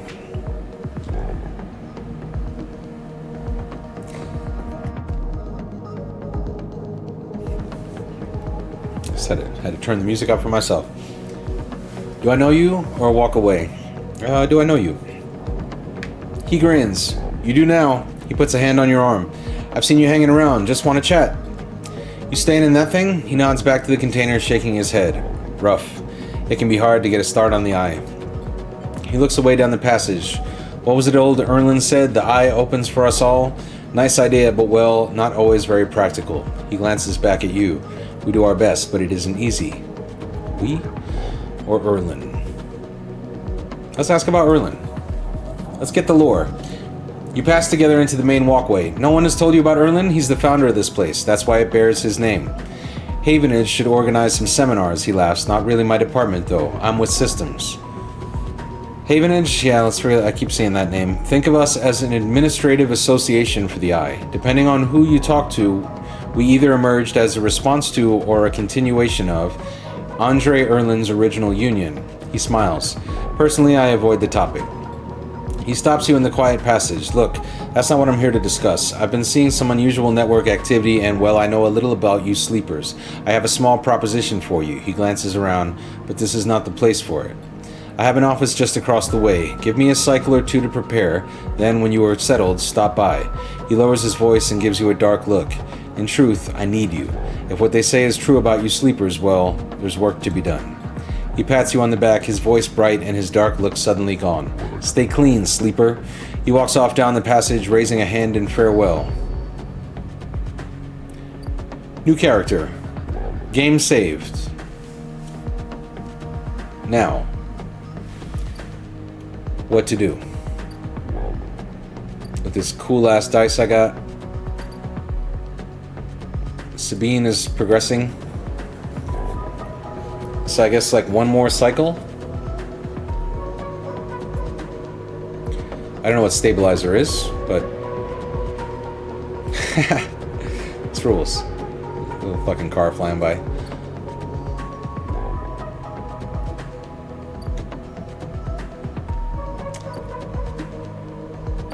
The red stuff makes me so nervous. Did the Rotunda have some shit? This. Steal dock plans. Havenage security has to have plans. Stealing them would be the fastest way to get to know the place. What's the outcome look like here? 100% positive if we do it. Do we want to do that? We'll know about the Rotunda. The hunter thing was looking for information about the Rotunda. Stabilizer is the drug that's going to keep me alive. Cool. The Lowen Gate that's just a money thing. We just need money there. Food, only money. Yep. We can. Shit. We need some cryo. We need one more cryo, and we could come closer with our dude. Ask for directions. Local. Oh no, we can't do that anymore. But this we could do. 25% positive outcome or 50-50 to counter our shitty intuition. I think maybe that one might be the strongest contender today. The low end gate is a no. Do we want to do any of this? We could do that later.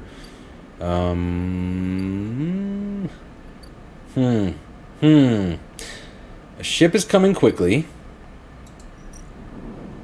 Oh, this stuff too, right? This is super risky and this is dangerous.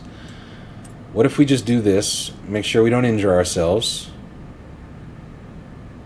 Do this dangerous shit.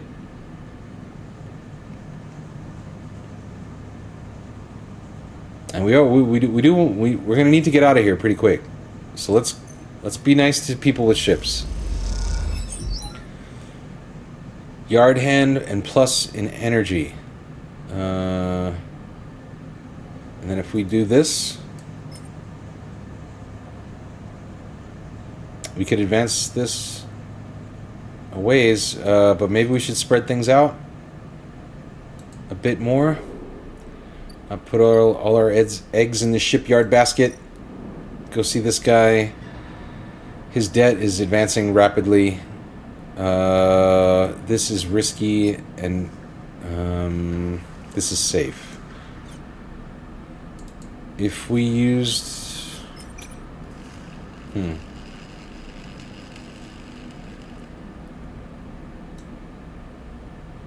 This is what we're made to do here. If we do this with good dice, this could get us a long way. This could get us a little ahead of this. I think I'm going to do this. Yeah, I think I'm going to do it. It's heavy going, but the hard work helps you forget your worries. Before long, you have cleared a large portion of the yard. Cool. Dragos welcomed us to the station, you know? It's the least we could do. How's our hunger? We can't do much about it because we don't have enough money. What's up, Mac?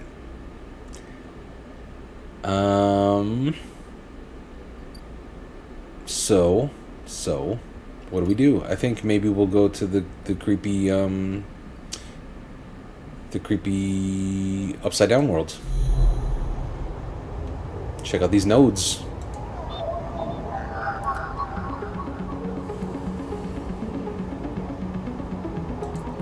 Fuck yeah.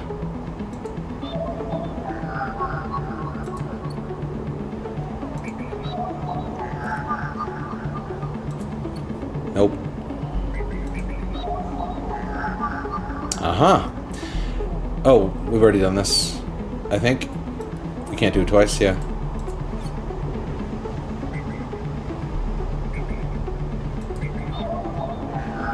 And these never change. They always need the same dice, I guess. So that's cool. Ah, data. I have this. Maybe. This gate conceals a network of systems which have been untouched since the Solheim collapse. Everyone remembers that. Input 1 Solheim cipher. I don't have that. I see. So these are different types of... Circle ones need very specific data. The keynodes maybe give you that data.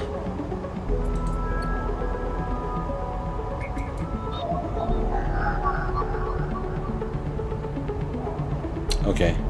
Ah, wait. Is this one? Is this us? Yes, it is. Let's do it. Extract the data. +1 encrypted key. Oh, I got... What'd I get? I got an encrypted key. A stream of passcodes able to unlock the station's aging maglocks. Okay. Cool. Let's get out of here. Oh, the hunter has a little progress bar, like he's gonna come get you. You can see it, I guess. Right. I'm out of dice. I might have enough for some food. I do. Let's get some more food from my dude. Start the action. Let's get some fungus. Neutral outcome. We got energy. We're a fungus fan. We lost some cryo. That's cool. There it is.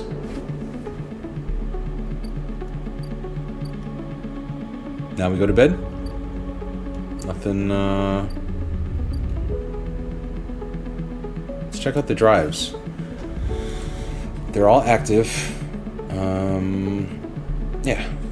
And we're making progress. We're making good progress here. I'm gonna go to the empty container and end the cycle, I think. I think I've done the best I can.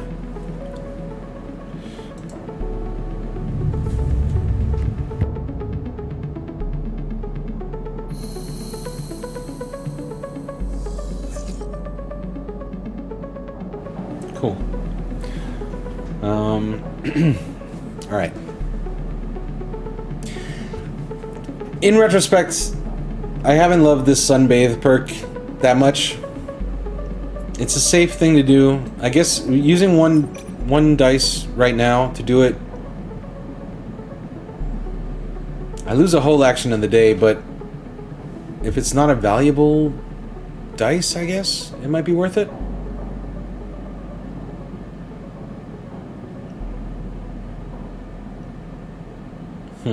Not yet. I'm not gonna do this yet. Because what if we need that dice? And then maybe we get cryo some other way. Ah, Sabine. Mob Doctor.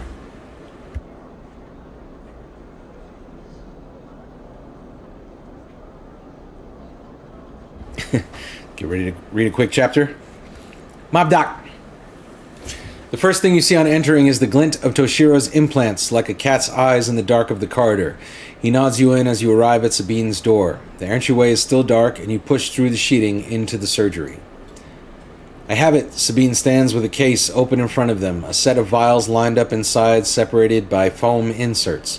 They pick one up, rotating it in the warm light. I have no idea how yet again they trail off. We should treat this with caution. It looks authentic, but I have no idea if it really is what it appears to be. Do I say I don't care, or I'm the test case? You don't want to ask if you're the test case. You just want to be the test case. Why ask? What's it going to help to know, you know? I'm going to say I don't care. Just play it off. Just act stoic. Fake it till you make it. I appreciate your enthusiasm, but we need to be careful. Yeah, well, if you want to be careful, I suppose we could be careful. Unfortunately, I'm not sure we have another choice. They gesture for you to sit on the bed.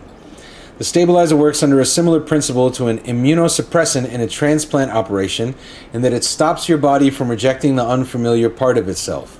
In the case of your frame, the unfamiliar part is each of your biosynthetic organ groups, which over time are identified by your body as foreign material and therefore must be eliminated. Sabine holds up a vial of the would-be stabilizer. However, unlike an immunosuppressant, the stabilizer doesn't do this by limiting your entire immune system. Instead, it re-encodes your biosynthetic organs with new protein chains, which act as passcodes within your immune system. The stabilizer refreshes those passcodes, keeping your frame from rejecting all of its own organs. Beautiful. I get it. This is as valid a system as what I'm working with now, if not better. I'll take this. Just fucking re-up my passcodes. But you know what? I bet, like, they switch from USB 2 to USB 3, and it's still a whole fucking thing. Passcodes, in very basic terms, yes, they sigh. Look, what matters here is that the stabilizer should be able to encode any organic or biosynthetic matter to be accepted by your immune system. They glance away, at least if the stabilizer is genuine. The only way to know for sure is to inject the vial. They begin readying the syringe. I will start with a small dose to limit the risk. Okay, let's do it. How sure are you? That's a useless question. I don't have a choice, exactly. So, okay, let's do it. Sabine cracks the glass neck of the stabilizer vial and uses a syringe to extract a fraction of the liquid. They tap the syringe and you watch as if any sign might emerge from the clear liquid. You barely feel the needle, your frame registering the initial injection but with little response. A sensation begins to spread from the site, a fizzing, trembling wave that disperses through your arm with incredible speed. Your vision goes white, and when it returns, Sabine appears encased in shards of sparkling light that slowly fade into darkness as you settle back against the bed. You swim in darkness, muffled noises like an argument heard from underwater, prickling waves of cold. When you sit back up, Sabine is sitting in a chair by the window, facing away from you, backlit by the glow of their slate. Awake? Yes. The stabilizer is genuine. They sit down beside the bed. I don't know how Yadigan acquired a case of this stuff, but they did. Sabine looks troubled, distracted. You should rest some more, but you are going to have to do that somewhere else. They gesture to the door. I have other patients. Sorry. Sabine nods toward the case. I'm afraid I can't offer you any more doses. You're going to need to pay for your next dose. Oh shit, Sabine's a drug dealer too. Silence fills the room and they return to their glowing slate. Looking around the room, it seems different somehow, as if things have moved on or shifted. You wonder how long you have been out. Sabine? Nothing comes free, sleeper. Remember that. You manage to get to your feet and wander out into the hallway. The queue stretches down the flickering corridor. Toshiro stands impatiently by the door and fixes you with a glare as you leave. You lower your eyes as you stumble past, somehow faintly aware of the station, spinning beneath you. Cool, we got stabilizer, and our condition is stable now. So we'll get better dice tomorrow. And this thing is a little... Where are we here? Where the fuck have I come? Hold on. Was that a new location? Or it's related to... That is... Nope. Ah, that's the ship freighter. I had the station flipped around. Spaghetti. You say spaghetti. B2 Tech. I never heard anybody What call up, it. though? I thought it was spaghetti. I thought it was spaghetti. Thank you very much for the sub. I appreciate it. Condition is stable for once in this lifetime. Okay, so Should we use our... Tomorrow we're going to have better dice. Maybe we come back here with the rock solid dice and we do this risky shit. Cooking it up. This game is cool. I'm checking it out for the very first time. I've heard so much about it. Fang. Oh, that's our dude. Let's go see him. Sleeper. Fang catches your attention as you approach the Havenage building, leaning against a bay door to the side of the entrance. You approach. Easier to come in this way. Security, all that. He gives you a look. You know. You know. He slams a button and the bay creaks open, blinking lights in the dark behind it. You follow Fang inside. Truth be told, I don't spend much time upstairs. This is where I work. The door hisses as it closes behind you. The bay is filled with pieces of hardware, all rigged up to generators and diagnostic slates and things you don't recognize that glow with blue screen light. There is a chorus of hums that blends into a single wave of static, filling the dark corners of the room. Fang leans on a server stack and gestures around you. You like it? It's a mess. It's incredible. Just lie. Just be like, it's incredible. It's so cool. He smiles widely. I thought you'd say that. He taps a nearby server stack, which bleeps in response. This is my treasure trove, all dredged up from the sea of systems we call the Eye. You wouldn't believe what this place runs on. He steps over to a towering block speckled with vents. Some of these systems are from the original station. AE-1, the one Solheim built. Is that AE? It's not. I bet there's a name for that character. The one Solheim built. We've had to invent new components, repair things we never built, reverse engineer entire subsystems into existence. Sounds like a nightmare. Residents here look up at the Eye and think they are seeing a concrete reality. But this place is a system in constant flux, decaying and growing, collapsing into new configurations. He walks down between the hardware stacks and you follow. We are keeping this place alive, but also remaking it into something new, dragging it away from those corporate origins. He stops. At least that's what I'm trying to do. He turns back to face you among the flickering machines, humming all around you. I know you can see this too, Sleeper. All these systems and sections, you can, can't you? You seem cool. I'm down with your vision. I can see it. It makes sense, right? You're between here and there, between the people and their systems. You light this place up like a beacon. That's what I need? You glance at the lights around you, and as you do, they seem to flicker, to realign, to follow your gaze. Fang notices it too. I'm guessing being a beacon isn't always ideal when you're on the run, though. They are tracking me. They are tracking me. He pats you on the shoulder. Maybe I can help with that. There's a lot of old growth in this place. Subsystems I can't see. Access protocols lost to time and decay. Secrets. A shitload of secrets. With your help, I can unlock this place. Break off those last ghost limbs of corporate control. He lowers his voice below the hum. Even in Havenage there is old growth. Those whose roots trace back into those bad old days. You help me dredge up the past, and I'll see what I can do about that tracker of yours. He winks. What do you say, Sleeper? I'm in. I'm fucking in. Let's do it. Fang pumps his fist and claps you on the shoulder. He meets your eye. You won't regret it, Sleeper. Fang passes you a ragged-looking metal tab. A gift, he smiles. It's a Solheim cipher. I dug it up. Oh, I needed one of those. I dug it up from the depths of the station. Slot that into an old network gate, and you'll be able to pull out all kinds of secrets from the nodes inside. Fuck yeah, Fang. My dude. He walks you back to the front of the bay. Start by bringing me whatever you can turn up. Use that emulated mind of yours and see what's out there. Let's get a picture of how things are. Those above, he nods at the ceiling, have granted me an acquisitions budget. I can pay you for whatever useful data you bring in. I know you need it. He slams the door button again. Keep it quiet and keep it clean, Sleeper. And I'll see you soon. You step, blinking back out into the passage.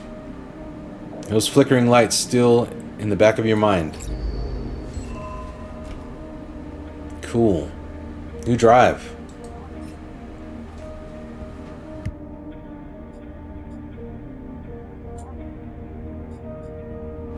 That's important. Disabling the tracker is important. And we're pretty stable. Let's change our drive. This is cool. I like this drive thing. I haven't looked at myself in a long time. But I don't have any upgrade points, so I guess it's not time to use this stuff yet. Or I do have upgrade points. I have 1 upgrade point, I guess. Or no, do I? No, these are the things that cost 1 upgrade point. These are the things that cost 2. These are the things that... Got it. Okay. So this is a skill tree for another time. Okay, I've got 3 action dice today. What am I gonna do with them? I'm close to being bros with Emphis, but I don't have enough cryo. Let's keep that in mind.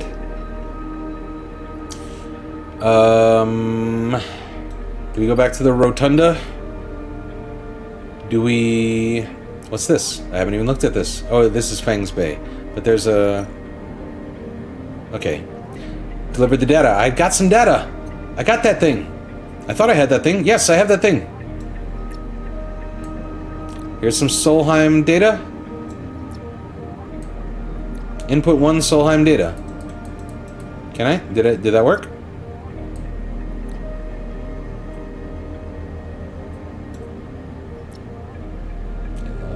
What am I missing? Maybe that's not the right thing. They don't match. They kind of do. Oh, that's a cipher. Okay. Gotcha. Alright. So we'll come back here. Love a good rotunda. Let's go to the rotunda. Or the shipyard. Where we could make a sort of risky move. No. Nope. Let's go see our buddy Dragos. Because I think we're close to this. I think we could finish this today.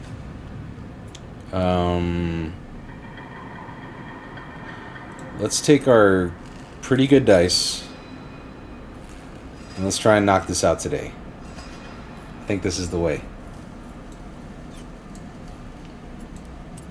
I'm second guessing myself immediately.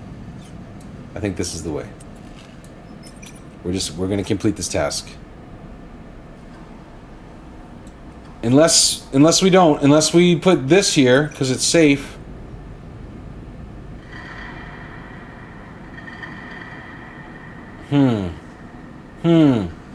Here's the thing. I put this guy here, I may lose the ability to do something cool elsewhere right now. But I think I definitely finished this. Before the debt clock, we may have 1, 2, 3, 4 more cycles to do this. So I might be completing this early.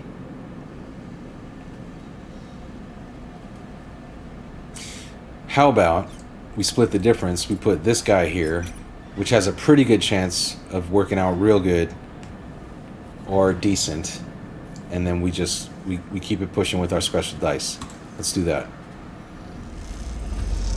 Yes, we didn't waste the good dice. Back in business, plus we got 10 cryo, so something happened. We did it. We completed a thing. Alright. Cool. So now we can leave. I guess that sets some kind of event in motion. Ah, here it is. You arrive into a buzz of activity at the yard. Red blinking lights flash across a vast dark shape suspended below the dome. They flicker across scorched hull plates and bent structures, spilling from holes in the twisted shape. The cutter is huge and has been torn apart in some violent encounter. She's a beauty, isn't she? Drago stands to the side, focused on the hulking ship as it's lowered into the yard. I'm just going to keep agreeing with Dragos, I think. She is. I should thank you. This place was on its last legs when you turned up, and now look at this. The ship descends slowly, its interior visible through multiple hull breaches. You struggle to gather the same enthusiasm as Dragos for this monstrous craft. You can't help but think of what became of its crew. What happened? What do you mean? He glances at you. I managed to convince our salvager friends to give it to me on credit. That's what happened. No, what happened to the ship? Not my concern, he shrugs. The ship creaks like a calving... A calving? I don't know the word calving. Like a calving iceberg. As it reaches the base of the yard, Dragos is visibly excited. I know I said you shouldn't stick around, but I'm gonna need some help with this one. The drones start to crawl over the hulk, their lights illuminating flashes of dented hull. Watching, you wonder if you arrived in a similar fashion, locked inside that container, the wreck of the S&R freighter lowered into the yard like a corpse ready to be butchered, or was the container delivered to Dragos on its own, a womb for your rebirth into this strange station? You shudder. Perhaps if you could learn something about this ship, you might be able to trace the path that led you to this yard. Dragos squeezes your shoulder. After these past cycles, I think we're up to it. What do you think? You see the fading name of the ship emblazoned on its side, Winter Light. Alright, let's do it.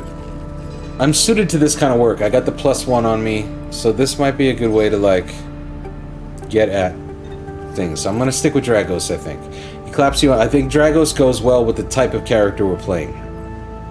He claps you on the back. Glad to hear it. Come back in a few and we can make a start. Real beauty, Dragos repeats, perhaps just to himself. You take one last look at the shattered ship as the drones start cutting, and then slip out of the yard, feeling suddenly cold in the empty passage. And Dragos does seems cool. I would kick it with Dragos. Dragos has so many layers of clothing. Ah, achievement unlocked. Tutorial. You've completed your first drive. Each drive completed unlocks an upgrade point to spend on upgrading your character. Access your character menu via the arrow button at the top right of the screen. Yes. It's upgrade point time.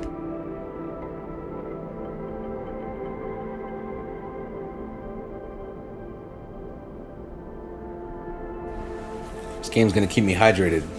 It's much reading out loud. Okay, so,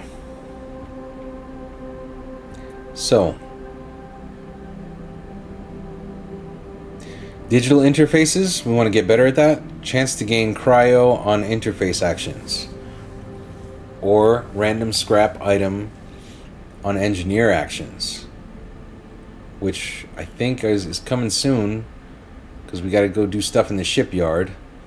Or predictive reasoning. Dice actions display potential positive and negative outcomes. That's kind of cool. And we have a buff like against it in intuition, so maybe let's fix that. And that's what we've done with our upgrade point. The writing is tight. The writing is great. Okay, so 2 dice remain. Fang wants some leads chased. And there's some shit we can do in here. The Solheim Gate. Is that what we got the key for? The Solheim Cipher? Yes, it is. Start that action. Let's do it. Neutral outcome. We got the gate access. -1 Solheim Cipher. Oh, I lost that thing. With a squawk of noise, the old gate flips open, granting access. Okay. Did I gain something?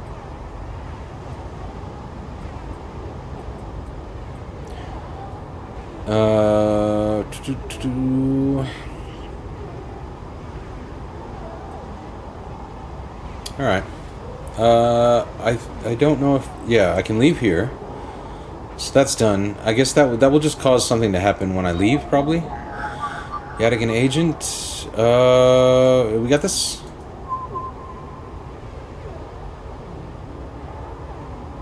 I thought I did this already, but I maybe not. Extract the data. We still haven't used our kind of fancy dice. So we got some more data. Is there anywhere else?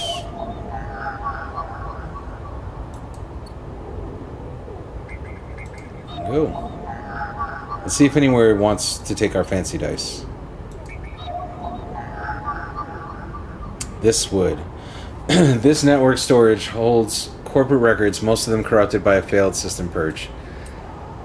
Oh no, will this work with this? Yes, it will. I think I'm gonna do it. I think I'm gonna get Fang some stuff so I can get some money. My condition's stable.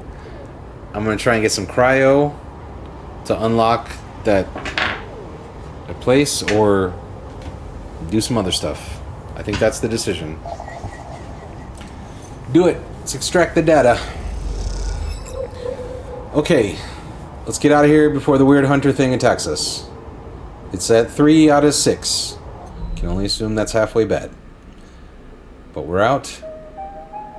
We're out of dice.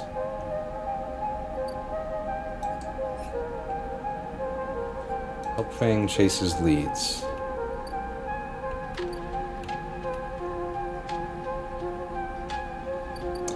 Cryo, do we have enough to go see our dude? We do. But should we save it? No, we should use it, because now we're going to become friends, right? Yes. Yes. Okay. We did it. We're getting to know Emphas. Sleeper, Emphas calls out to you, a booming voice that echoes through the corridor. Tell me a story. He throws a handful of chopped mushrooms into his wok, the fire leaping up to meet the oil. I see you, cycle in, cycle out, but we never speak. Tell me a story. Don't ask why, ask what kind. Any kind. He pauses to drizzle something from a plastic bottle into the wok, but one of yours. He looks up at you, nothing stolen. You pause, the spice is rich in your nostrils, and think about the kind of story you'd like to tell Emphas. You look at Emphas, the listener, and imagine he has heard it all before. Perhaps he would enjoy a strange story, something with some spice. Tell a ghost story, or tell him about your dreams. I won't do this often, chat, but I'm gonna let you make this decision. First person I see, let's go ahead. Are we telling a ghost story or telling him about our dreams? I'm happy with either answer. I'm gonna let chat choose one. Wait for the stream delay. Pause. Somebody said toilet dream. Tell them about your dreams. B2 Tech. All the sleepers, you tell Emphas, had dreams. Some were simple. Memories left over from the emulation process that had become tangled up in their minds and would come out when they slept. It wasn't rare to hear a sleeper in the dorm scream or cry out in the night. But your dreams, those gray skeletal after images of systems and structures, of threads and patterns, weren't like the others. They weren't memories or nightmares. They were reflections of reality, distorted, yes, but somehow true. You learned back then to keep quiet about them, to let them flow through your mind like water. That was until now, until you arrived in this place. Now your dreams colonize your waking life. They slip behind your eyelids with every blink. And now you understand they aren't dreams at all, but some process of interfacing, of speaking, of living in another world that flows through this one, like smoke through air. You tell him that you do not know if there is a reason for your dreams. Perhaps, you reason, it is just some side effect or particular quality of the frame you inhabit. But whatever it is a gift, and you hope to make use of it. Emphas finishes cooking and squints a little at you. Sleeper, he smiles. You are quite the storyteller. He eyes you, and you realize that he is trying to gauge how honest you have been in your story. Emphas passes you the meal he has cooked, and you take it gratefully. As you eat, he talks, a natural exchange. Thank you, Sleeper. He looks around at the emptying market. But my time is done for today, and I do not want to keep you longer, so I will make a proposal. He gestures to the plastic boxes of ingredients stacked behind his stall. These are good enough for most, but someone told me a story that made me think a couple of cycles ago. They said that across the gap in the Greenway, fresh mushrooms grow. Have you heard this? Do we lie and say that we've heard this rumor? I don't think so. Let's not start lying now. No, neither had I, but I trust the one who told me. Emphas begins packing up his things. Can you bring me some? I cannot cross the gap, and I worry about leaving my things behind, he smiles. I am sure a storyteller like you could handle the trip. I will prepare them for you, and if you wish to tell it, be the audience for another story. Agreed. Sure. Good, booms Emphas. Then I will wait for you to bring them. Emphas slides his walk away and straightens up. I will prepare a recipe then, Sleeper. Good luck with your foraging. You turn away and walk back into the main market, the rich taste of Emphas's food still lingering in your mouth. Stories for food, you think. A trade that seems more than fair. This is good writing. This is good music. I am foraging for mushrooms in space. We're kind of hitting the time when I told myself I would end this, which I wanted to make about a 2-hour broadcast, but I talked for a little while at the start.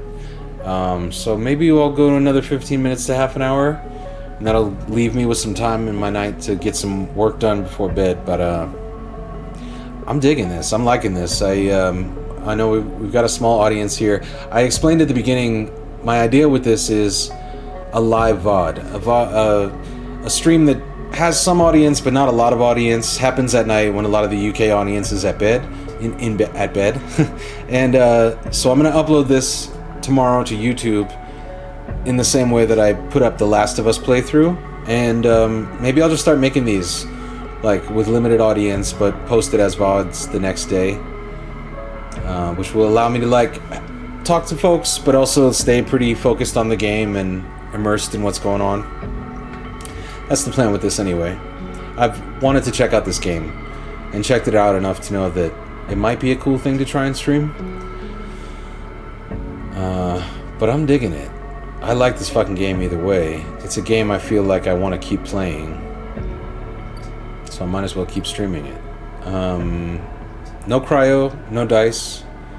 Seems like it's time for bed. Time to end the cycle.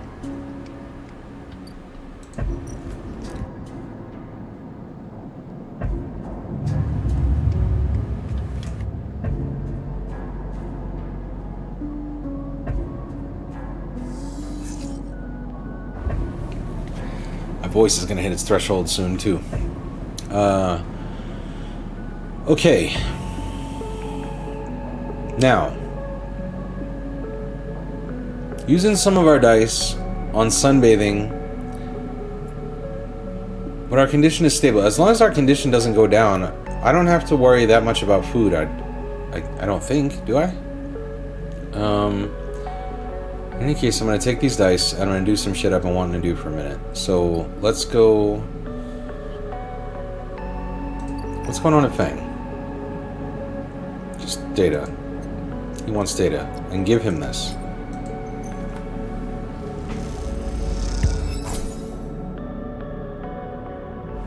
Got some cryo. Did a little scope in the system. He just wants more of that. Okay. That might mean I have to take these dice in there and get him more of that, or do more shit out here. So let's see what's going on over here. 3 more cycles for this, for crossing, I guess. I think that's for the mushrooms, right? This is probably where the mushroom foraging happens. Here's the scrap freighter. You can buy some scrap with cryo. The big stuff goes to the shipyard, the valuable stuff to the markets. They'll let you buy a few crates, but not much more. Offloading scrap. The freighter will stay docked for as many cycles as it takes to offload its haul of scrap into the Havenage yards. Unload containers is dangerous. The freighter crew are eager to get to their payload. The freighter crew are eager to get their payload into the Ort exchange, and they'll pay a wage to anyone willing to help them. And I've got a buff on that, so it could go well with some mediocre dice. So let's try that, maybe. Cross your fingers. Yeah! Right? +2 energy. And cryo. Cool. I don't think it advanced the clock, though, did it? But now I can buy some scrap. Let's try that. Random scrap item. Plus scrap allowance. Random scrap item. Scrap components. Filters, capacitors, sensors. Useful salvage to the right person. That's probably something I gotta keep for somebody else. Okay. That's what we've done here. We've gained a scrap item. And some energy. Energy's all set. So that's cool. No need for Emphas today. No need for Sabine. What's happening in the bright market? We can't do this anymore, but we are pretty close to this.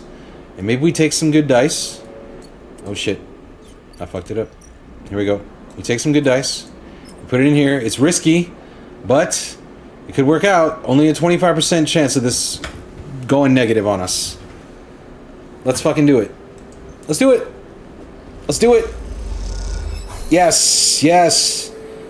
Local knowledge is complete. Completed a thing.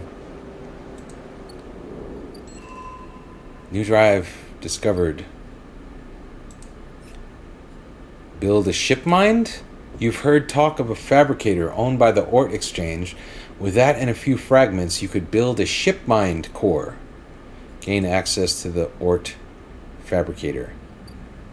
Okay. Let's go to the shipyard.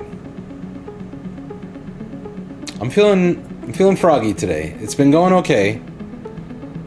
They're both repeatable actions. This one is dangerous, but I'm more suited for it. And with the dice I have, it can't go negative. So let's do that. +2 yard hand and plus energy. Cool. That's gotten us a little further along the cycle. What if I took these scary dice, put them in this risky thing?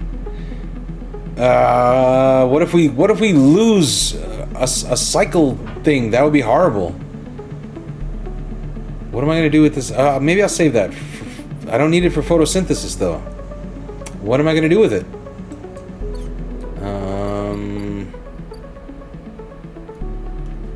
What's this? My dude, you need any? This is safe. Investigating the winter light means picking through its systems and structures with care. It won't pay, but you may find answers. Or, shipbreaking is tougher than slicing up loose salvage, but Dragos is happy to pay you a fixed wage if you're up to it. It's dangerous, though. But we could do this here.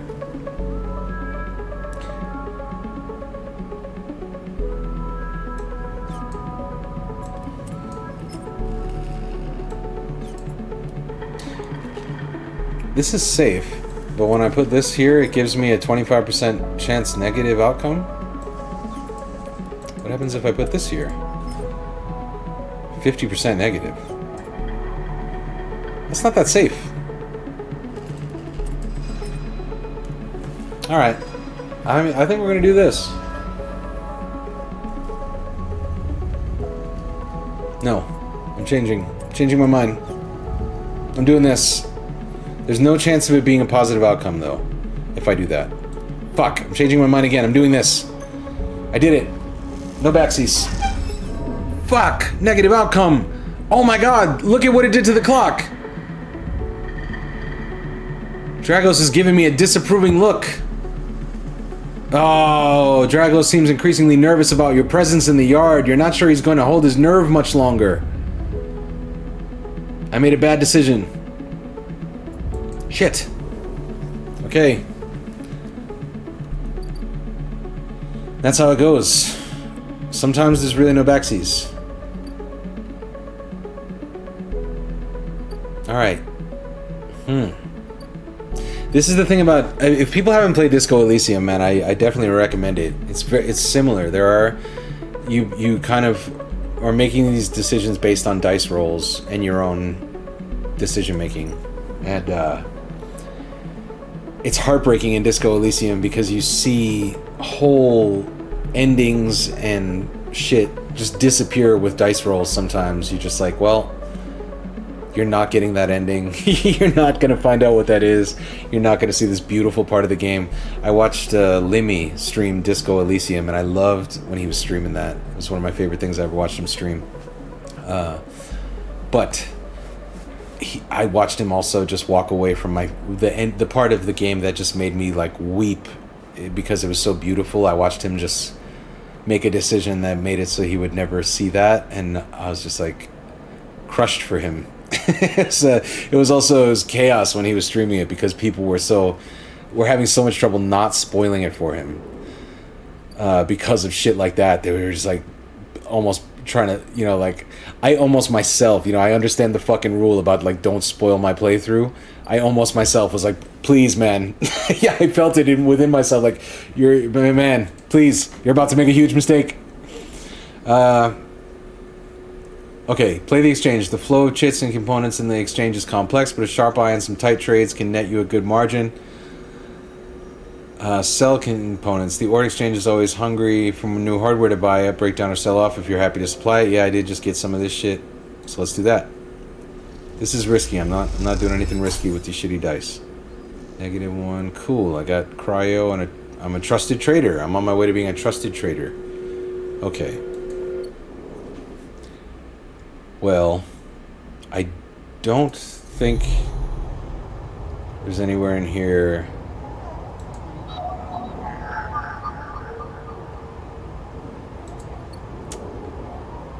Let's see. Keynode.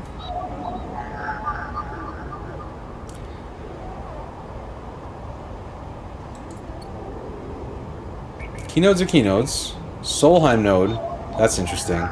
And this matches. This is going to make this hunter thing mad.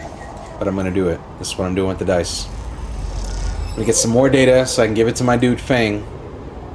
Get out of here. The hunter is 2 away from something happening. But where is Fang? Fang is here. And I think, maybe, yes. I've acquired some more Solheim data. Give you some of that. Plus 15 cryo. Scoping the systems. I don't think I need any more food. How much cryo I got? I got 41, so I'm on my way to like... Although, if I went here, I bet I could use that cryo to buy some more scrap.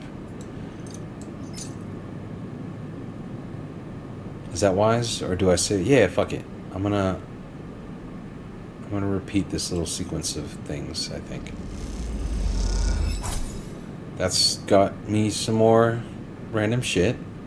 I'm gonna do it one more time. Random scrap item. Okay. So now I'm gonna leave here. Where was I selling those before? Was it the market or something?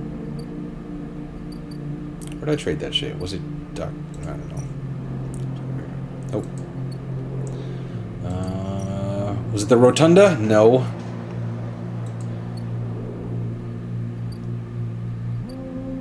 The scrap freighter. No. The Ort Exchange. That's where we sell this stuff. Okay. Start the action.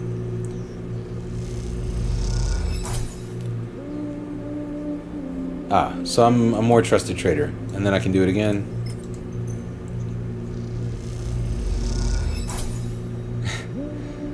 I mean, yeah, I'm just gonna keep doing this. You're gonna keep giving me cryo. I'm gonna keep coming back here, buying some scrap. Oh, the scrap allowance is done. So now I can only do this with dice. Right, and it's risky. Okay. Okay, thought that was gonna be easier than it was. VT, I'm so glad you're in. Yeah, you just woke up? Perfect. You're one of the people who I really was thinking would enjoy this. And yeah, I'm approaching this as a live VOD. I'm doing this intentionally at a time when there's not a lot of viewers, but there's a few viewers who I can kick it with. But I can also like check out a game and be pretty immersed in it. The sound in this is incredible. The gameplay is very much like Disco Elysium, and the story is real cool too. We are a sleeper, which is some kind of sentient being that is owned by a corporation whose consciousness is a copy of someone who sold their consciousness to said corporation. And we've escaped and woken up on this space station, and yeah, we're piecing it together. We're figuring out what the fuck is going on.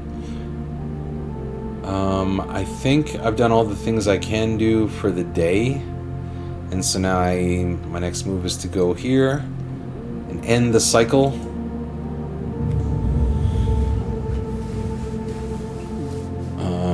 Yeah, it's a lot of narration. It's a lot of reading. This game is on a lot of people's best games ever. Someone came in and said like it was, I think, Yes Meatballs. Yeah. Or a couple people have really, really recommended this game, so giving it a try. All right. So we have really good dice today. So we can leave where we woke up and think about what we're going to do with these really cool dice.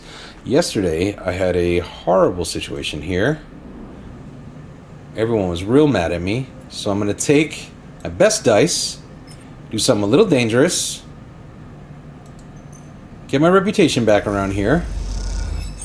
There we go. We could complete this today, I think. This one is risky, but this dice is pretty good. Which gives us only a 25% chance of a negative outcome here. A negative outcome, I think in this very thing yesterday, is what caused us... Maybe we don't do that. Maybe that's a bad idea. Maybe we stick with the sure thing today, and we just... No. I'm immediately second-guessing myself, and I'm going to go somewhere else. I'm going to go over here, where there was also a risky thing that we have to do, and I'm going to do that. And 100% positive is going to be the outcome. This could complete also today. 15 cryo plus energy, but not... It will stay docked for as many cycles as it takes to offload its haul of scrap. Do I need to do it again?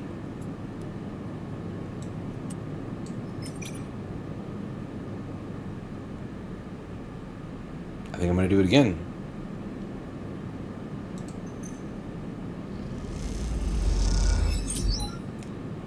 Oh, it's only given me cryo. It hasn't completed the cycle clock. Okay. Well, we got some cryo.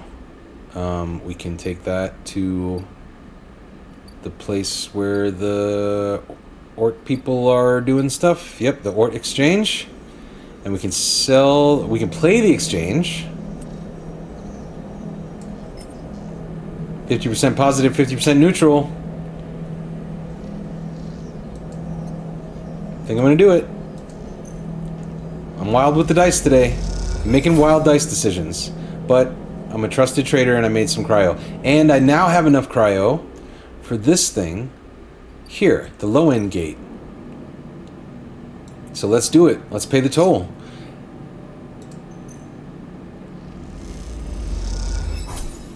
Low end access unlocked. Okay.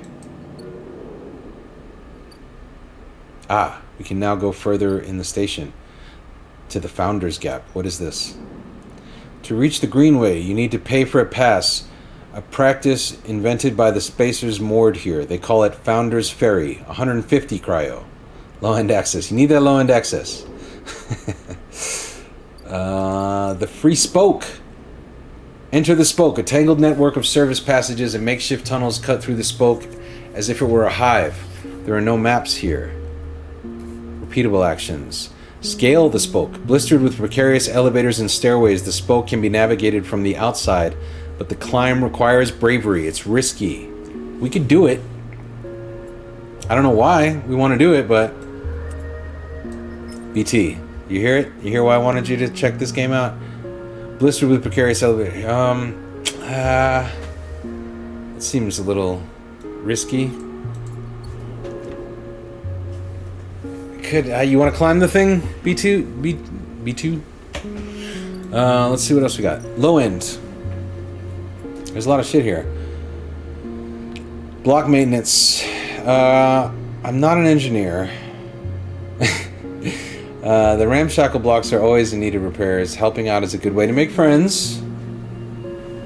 We do like helping out folks in the neighborhood.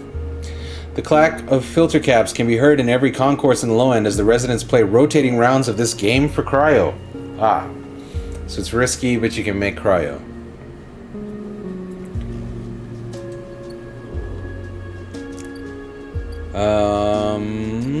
The Ort Exchange, I don't have any data to sell them.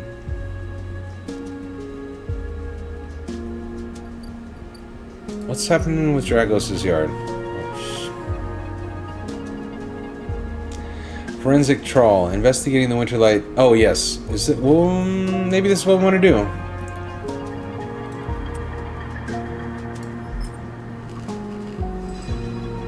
Oh no, this is where I fucked up yesterday. So I want to get this right today. Still, there's a chance of a negative outcome.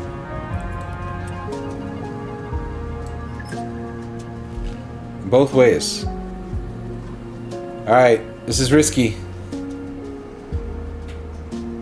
we're not an engineer, and our intuition, I fixed it, but it's not great. Do I wait for better dice to try this? It could be dangerous, actually. Because if I fuck this up, I could just... I don't have a lot to lose here. Alright. I think I might come back for that.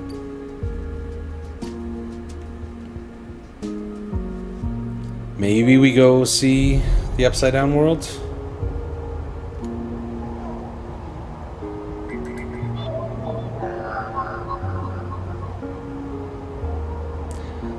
Let's see. Let's see if there's something to do with this dice here.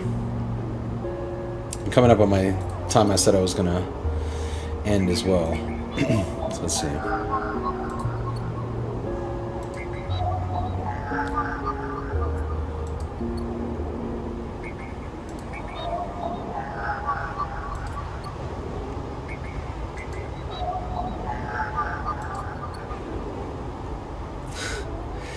This game sounds so fucking cool all the time!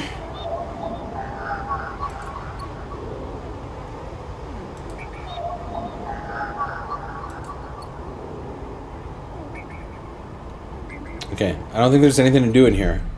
So... Man, signs are pointing me towards doing something risky right now.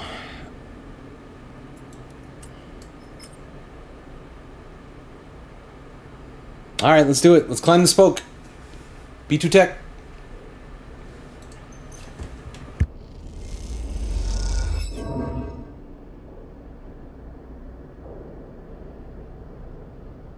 Well, that didn't work out. That did not work out. But at least nothing disastrous has happened. We're out of dice for the day. And we're out of cryo. I don't think there's anything we can do here. I think it's time to end the cycle. I could have used those dice for sunbathing. Got my condition up. It's too late. We're being hunted.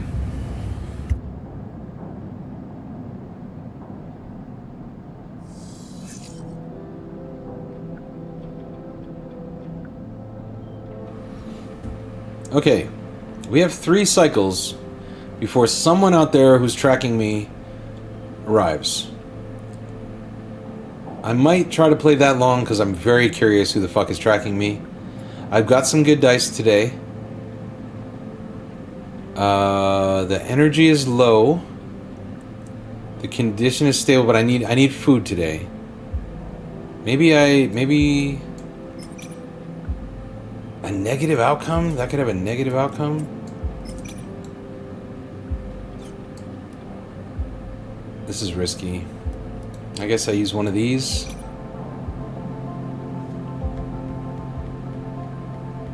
Robin Ellis, good morning. What's up? Man, this is fun. I'm like surprised by who's in here from the UK. Yeah, welcome in. I'm checking out this game Citizen Sleeper, which I've heard really good things about. And I kind of want to stay immersed in it. And it's got a cool, vibey soundtrack, and it's a lot of reading. So, essentially, I'm like, oh, this will be an audiobook for people to fall asleep to in the UK. Relatively few people will see it, but then I can post it the next day as a VOD. So, this is a live VOD. But this game is cool as shit. What is asleep? Kirsten! Oh, shit! Look at this. The fucking UK vampires are in here. We love to see it. Welcome in, y'all. Alright. So, what do we do with these great dice today? Let's go see Dragos, where we fucked up badly yesterday. Try and just redeem ourselves. This is dangerous, but this is going to have a 100% positive outcome because I've used my most positive dice on it. So let's start the action. Yard clearance. Where is that? Here, okay. Alright, cool. Let's do another good thing here to make up for some of the shittiness of what happened before. We're going to investigate the Winter Light. This ship We're picking through its systems and structures with care. Won't pay, but you may find answers. Okay. Positive outcome. Winter light is on its way. Plus, we got a scrap item. Great. Maybe we do a bit more. You haven't word? Yeah, it's great. It's a dope game. I'm liking it a lot so far. But yeah, get your rest. I'll post the VOD tomorrow. Good to see you. Sweet dreams, Robin.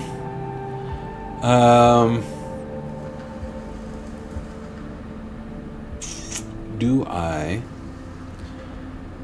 use my last really good dice here to try and just like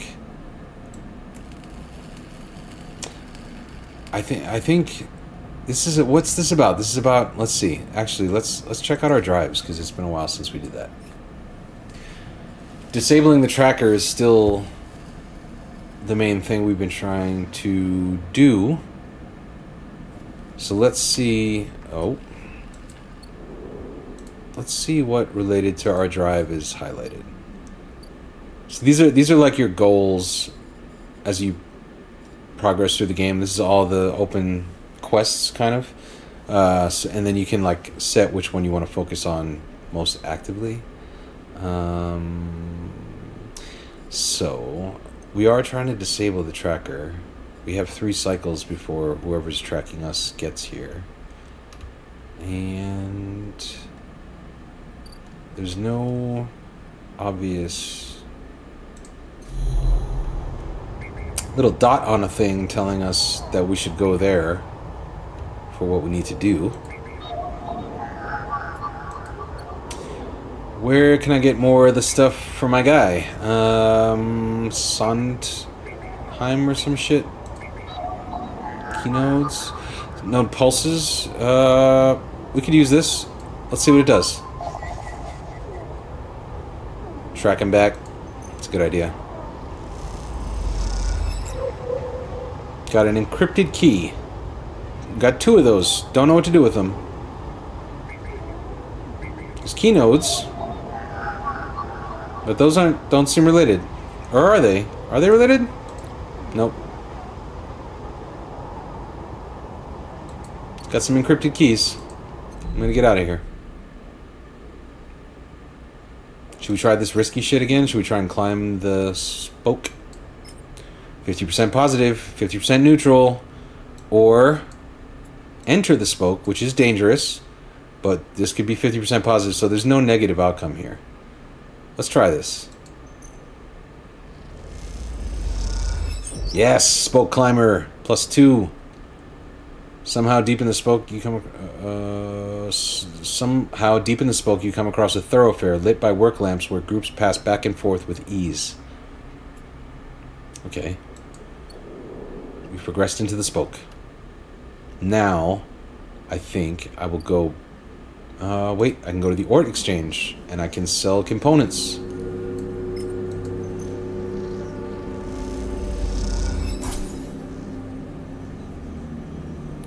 Cryo, trusted trader is 1 away.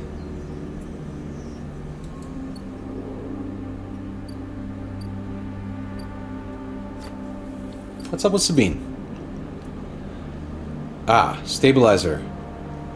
Ah, man. So now we need 100 cryo to get the stabilizer to keep our body from falling apart.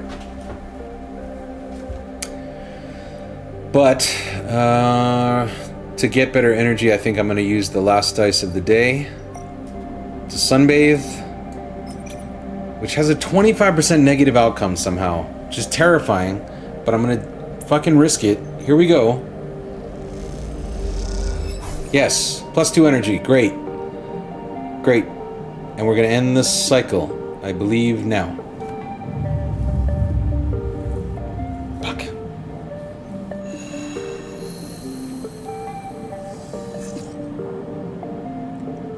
Okay.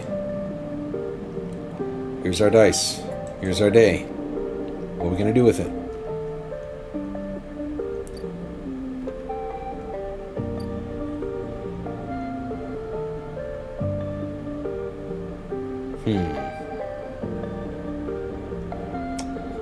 Disabling our tracker means we gotta help Fang.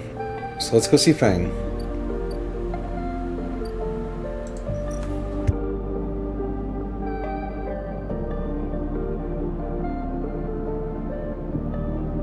However, I think I've got one more visit before the weird hunter thing comes back. So this is gonna have to go real well right now.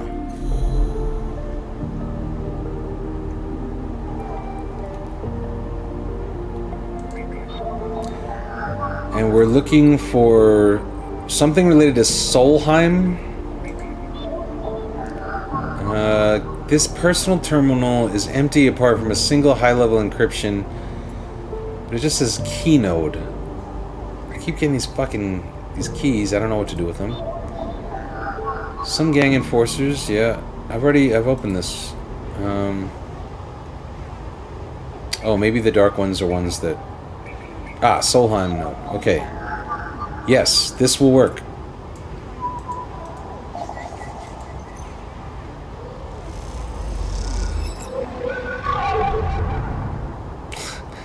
Wow, that sound.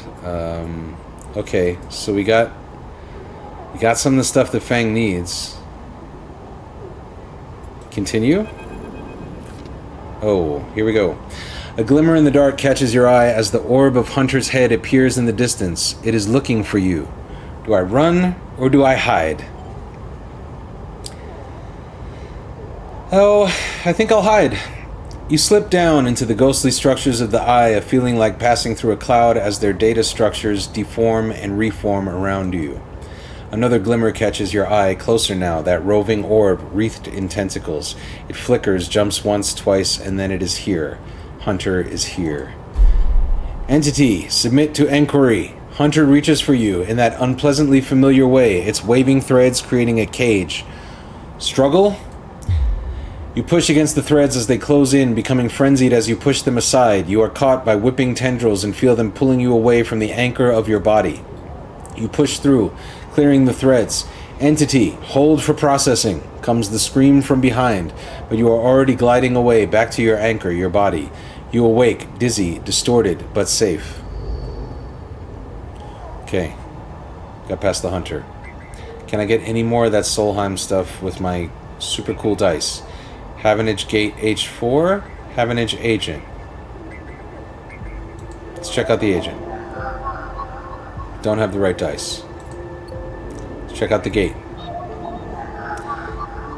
I do not have anything that looks like that, or do I? No, I don't. Havenage Shipyard's correct cipher. Grant you access. Okay. Ah, I see. So I'm looking at the same... It's just now taking me this point to realize, like, I'm looking at the same map, but these are data points that my, like, cybernetic self... But I mean, I understood that, but now I really see the map. I see that that's the shipyard. Catching on slowly. Yadigan Agent... Could do this. Let's do it. It's a good thing to do with one dice, I guess. That's giving me Yadigan data, of which I have 3. I don't know anyone who's looking for data on them, but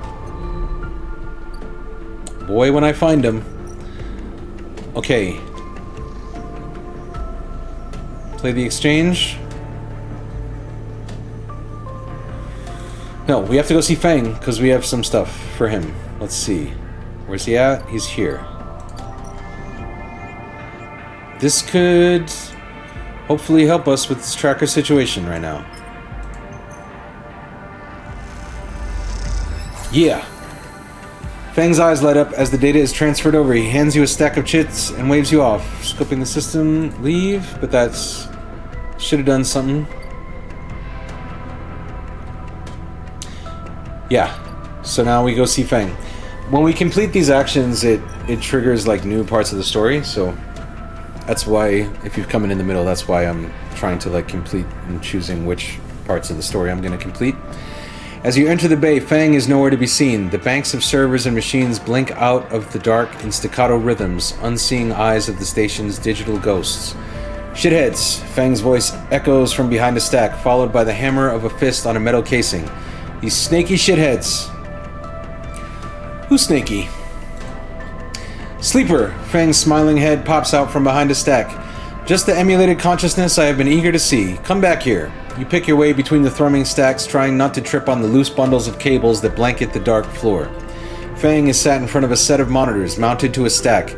Tell me, Sleeper, what do you see here? Fang waves at a monitor to his side, glowing with pale lists of information.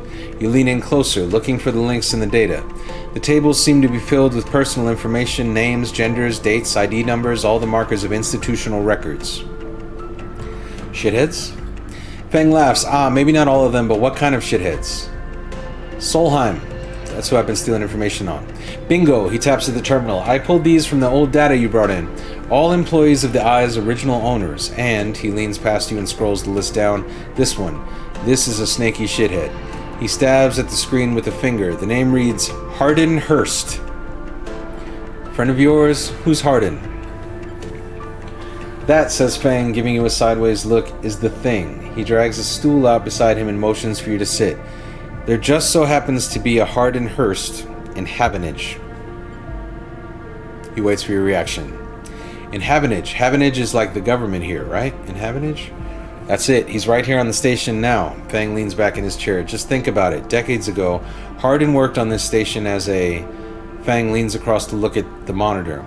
Senior Strategic Operations Executive. Fang raises his eyebrows at you. Our Hardin was keeping the money coming in for Solheim. He defined priority growth initiatives by making sure the extractors they contracted out to were hooked into a system that outsourced all the risk and kept the profit. Good old Hardin shuttled thousands of Palladium Rush workers into an infrastructure which meant that their cut of the work they did went straight back into Solheim. What?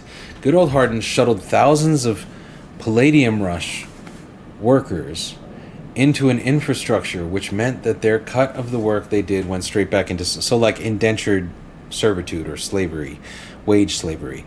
How do you know this? I grew up here, Sleeper. This is my history.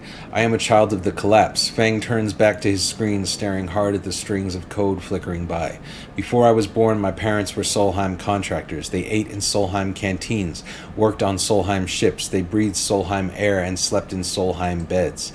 Fang's voice rises as he speaks, his hands fists on the terminal edge. And the work that paid for that existence, the cycles of hard extraction out in the belt, Solheim took their cut. This was a company town, so to speak, and my parents were just another in the long line of freelance contractors willing to risk their lives for a shot at anything other than poverty. Disposable. This is like sharecroppers, immigrant sharecroppers who work for corporate farmers. This guy, stabbing at Hardin once again with his finger, strategized all that, did the sums, and then somehow, thousands and thousands of cycles later, is still going, still here, crawling in the walls like some shithead snake. He survived the revolution. Surely it can't be him. Nah, it could be him. But how? These guys, they were big time. There's a lot money can get you if you're a company man. Fang relaxes a little. But how is Hardin still kicking? I really don't know. He turns to you and smiles. So we are going to go find out. Hardin is now a big shot in the shipyards, just a few degrees back around the eye from here. Fang brings up a map of the lower eye. Havenage might be born out of Erlin's revolutionary zeal, but a flat hierarchy it is not.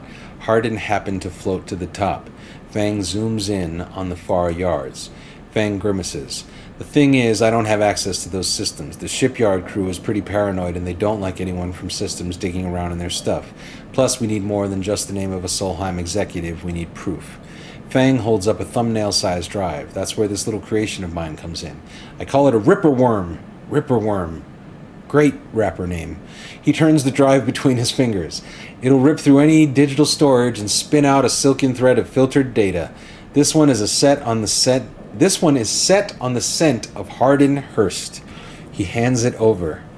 Fucking Ripper Worm. Getting into the company might be tricky. Getting into the compound might be tricky. Fang puts a hand on your shoulder, but you, however, have a particular knack for remote access. Fang grins. If you can extract yourself a Havenage cipher from a Havenage agent, They sometimes carry them among their data caches. You can crack open the compound's network and slot the worm in through any open port. You never even need to go near the shipyards. So what do you say? You up for it? Yeah. I knew it. I knew you'd be happy to catch this snake, and don't worry, once we nail this guy, I'll start work on that tracker of yours. I haven't forgotten. Fang scratches at his chin. Anything the worm gets, it'll send it back here to me. There's something wrong here, and I aim to get to the rotten core of it.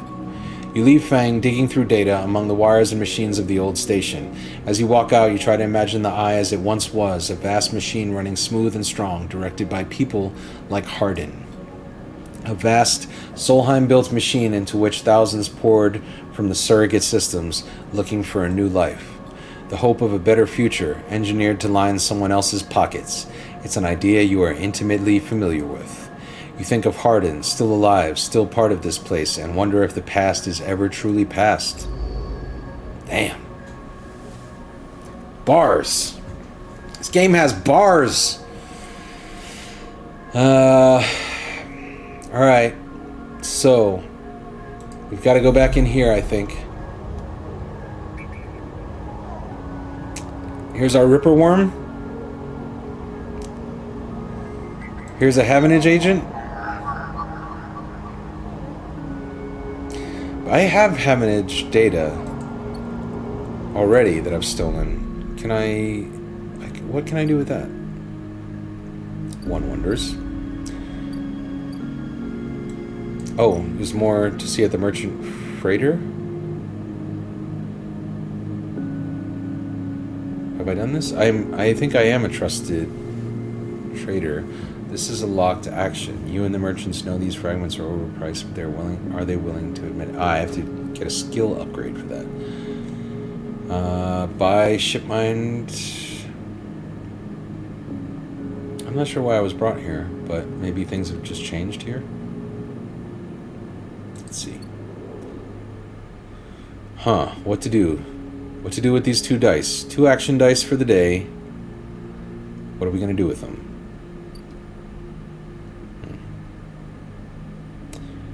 What's up with Dragos?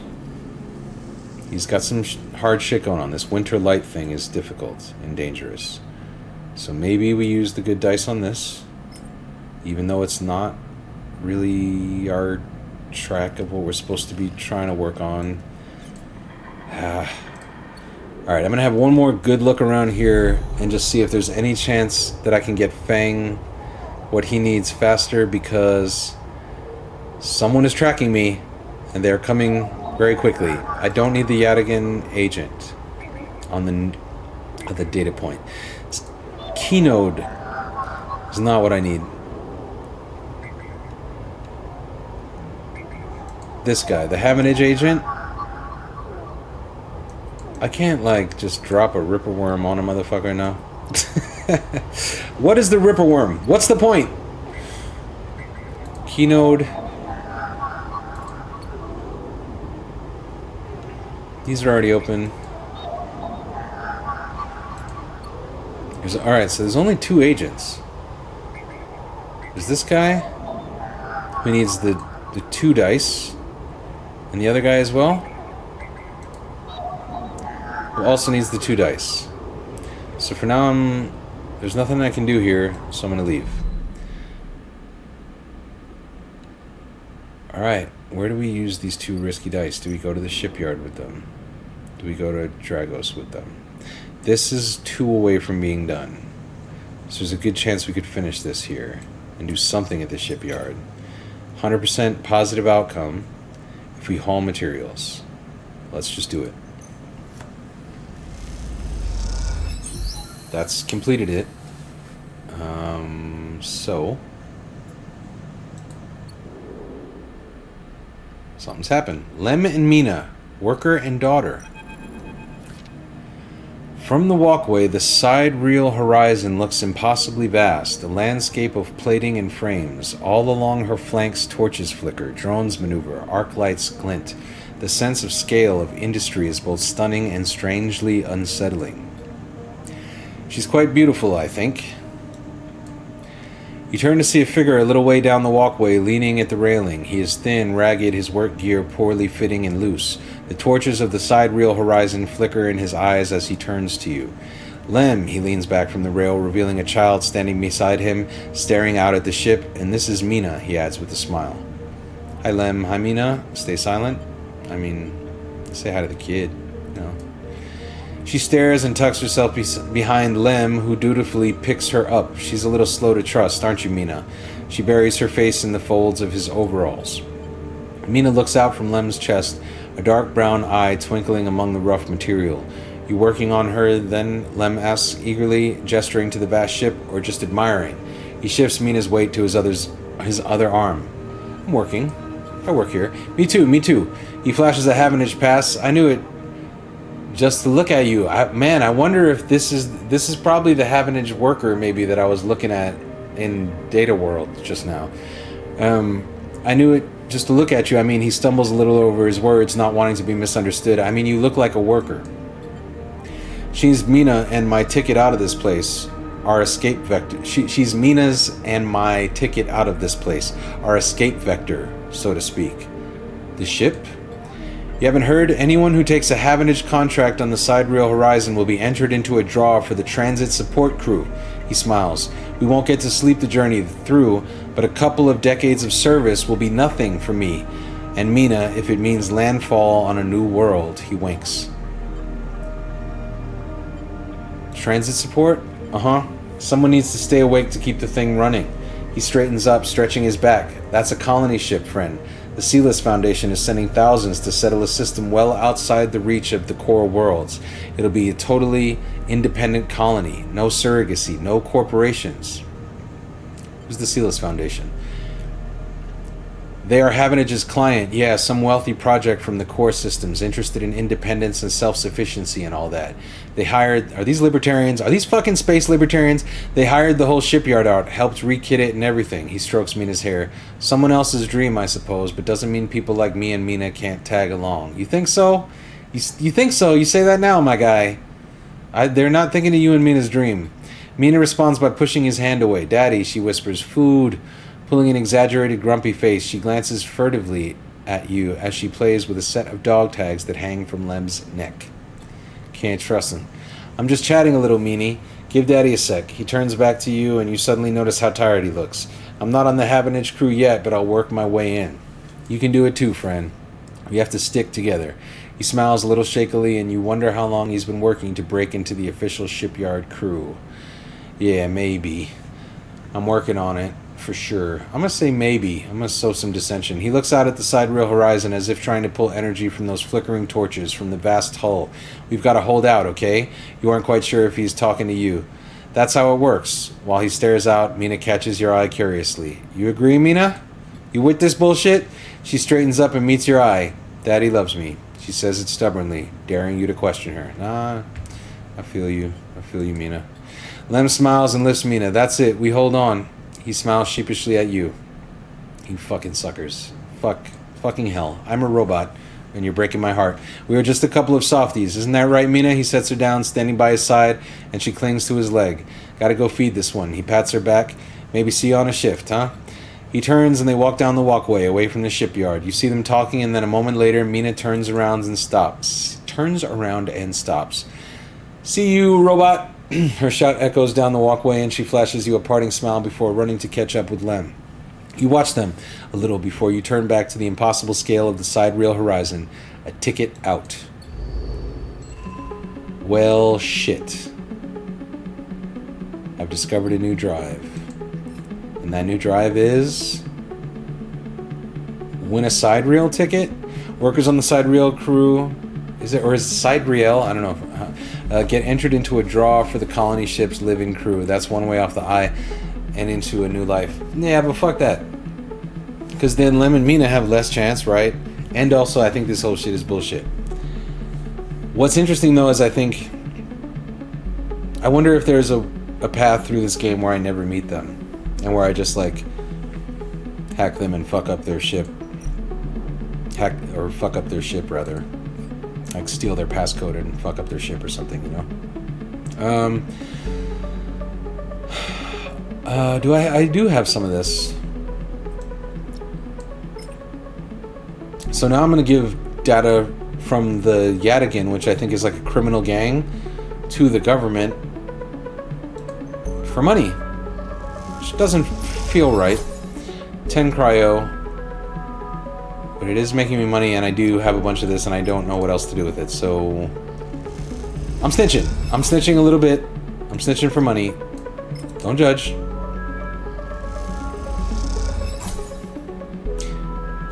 I don't know if these Yadigan are good guys.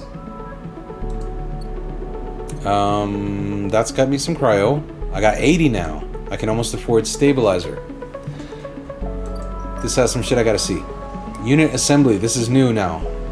Because of what I've done in the shipyard, I now have new stuff I can do. And it's all safe. But this is gonna work toward me and the fucking getting a spot on the ship, which I don't know if I care about. Dragos' yard. Someone's coming, tracking me. Could I take this here and do something good with it? Maybe. No, this is already done or something. Let's see. Rotunda. Having run the rotunda and their security watches the docks. I don't want to do that. Stealing the dock plans would be cool though. And it's 100% positive outcome. I gotta do it. I'm gonna do it.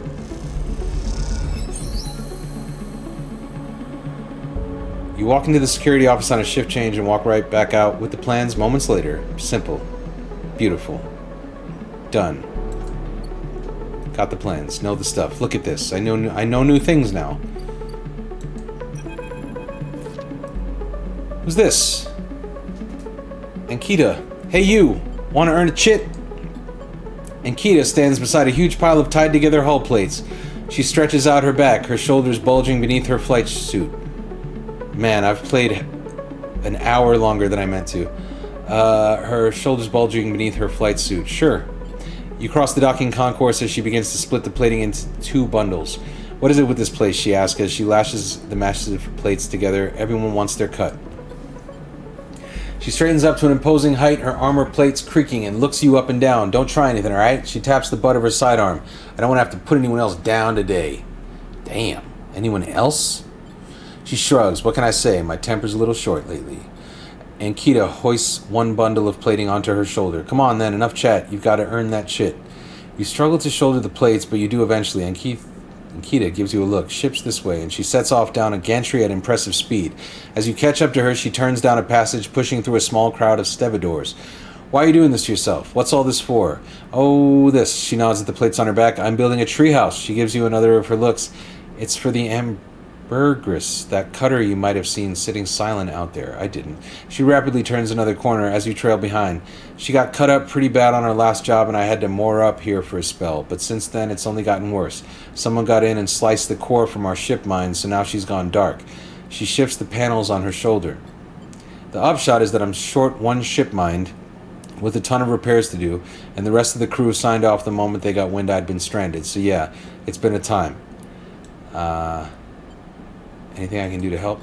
I don't know. Got a ship mine tucked away on that frame of yours? There was something about a ship mine. For a moment, you aren't sure if she's serious.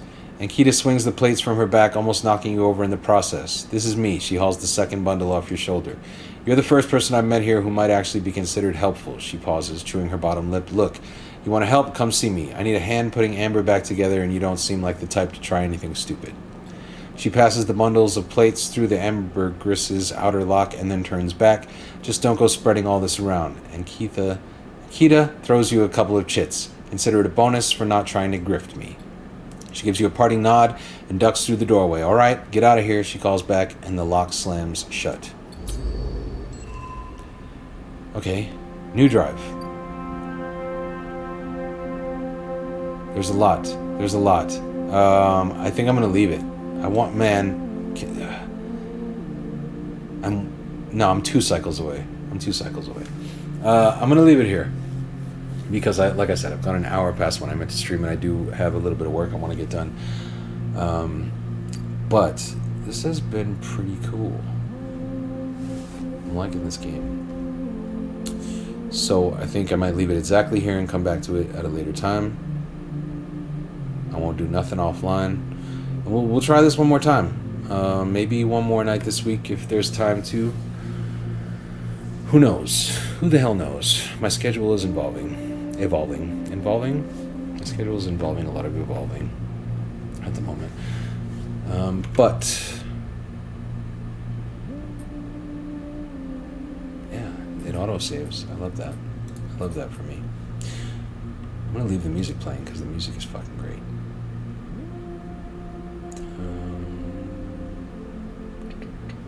Do a little transition here. Word. So yeah, this is the end of an experiment. I hope you've enjoyed it. I've dug this game. I will, how am I going to do this? I think what I'll do is I'll unpublish the video on Twitch, the VOD, and then I will download the VOD, and then I will upload the VOD over on YouTube.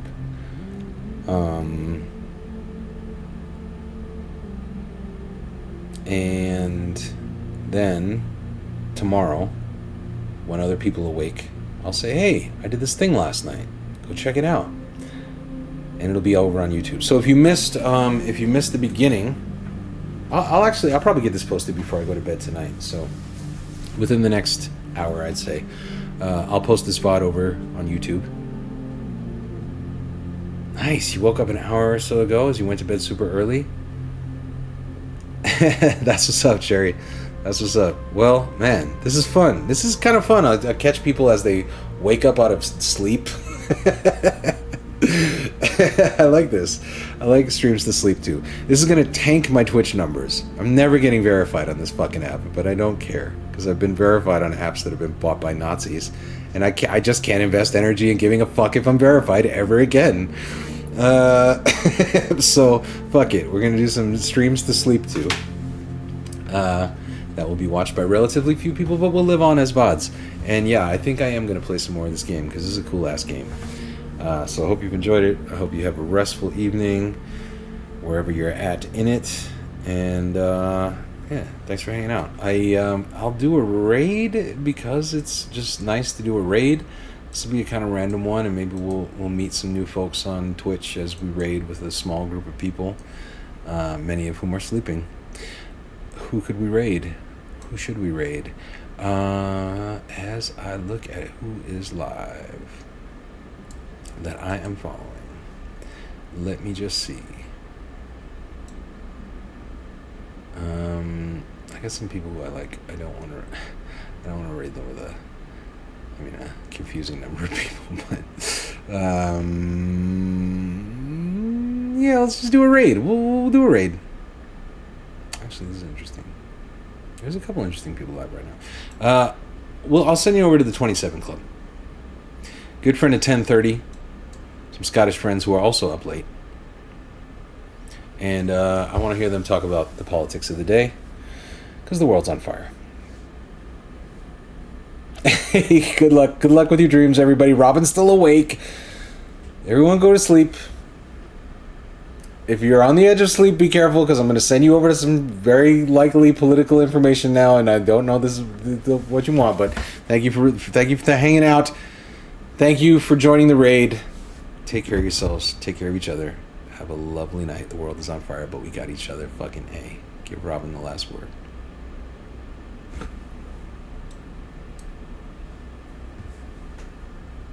Going down in a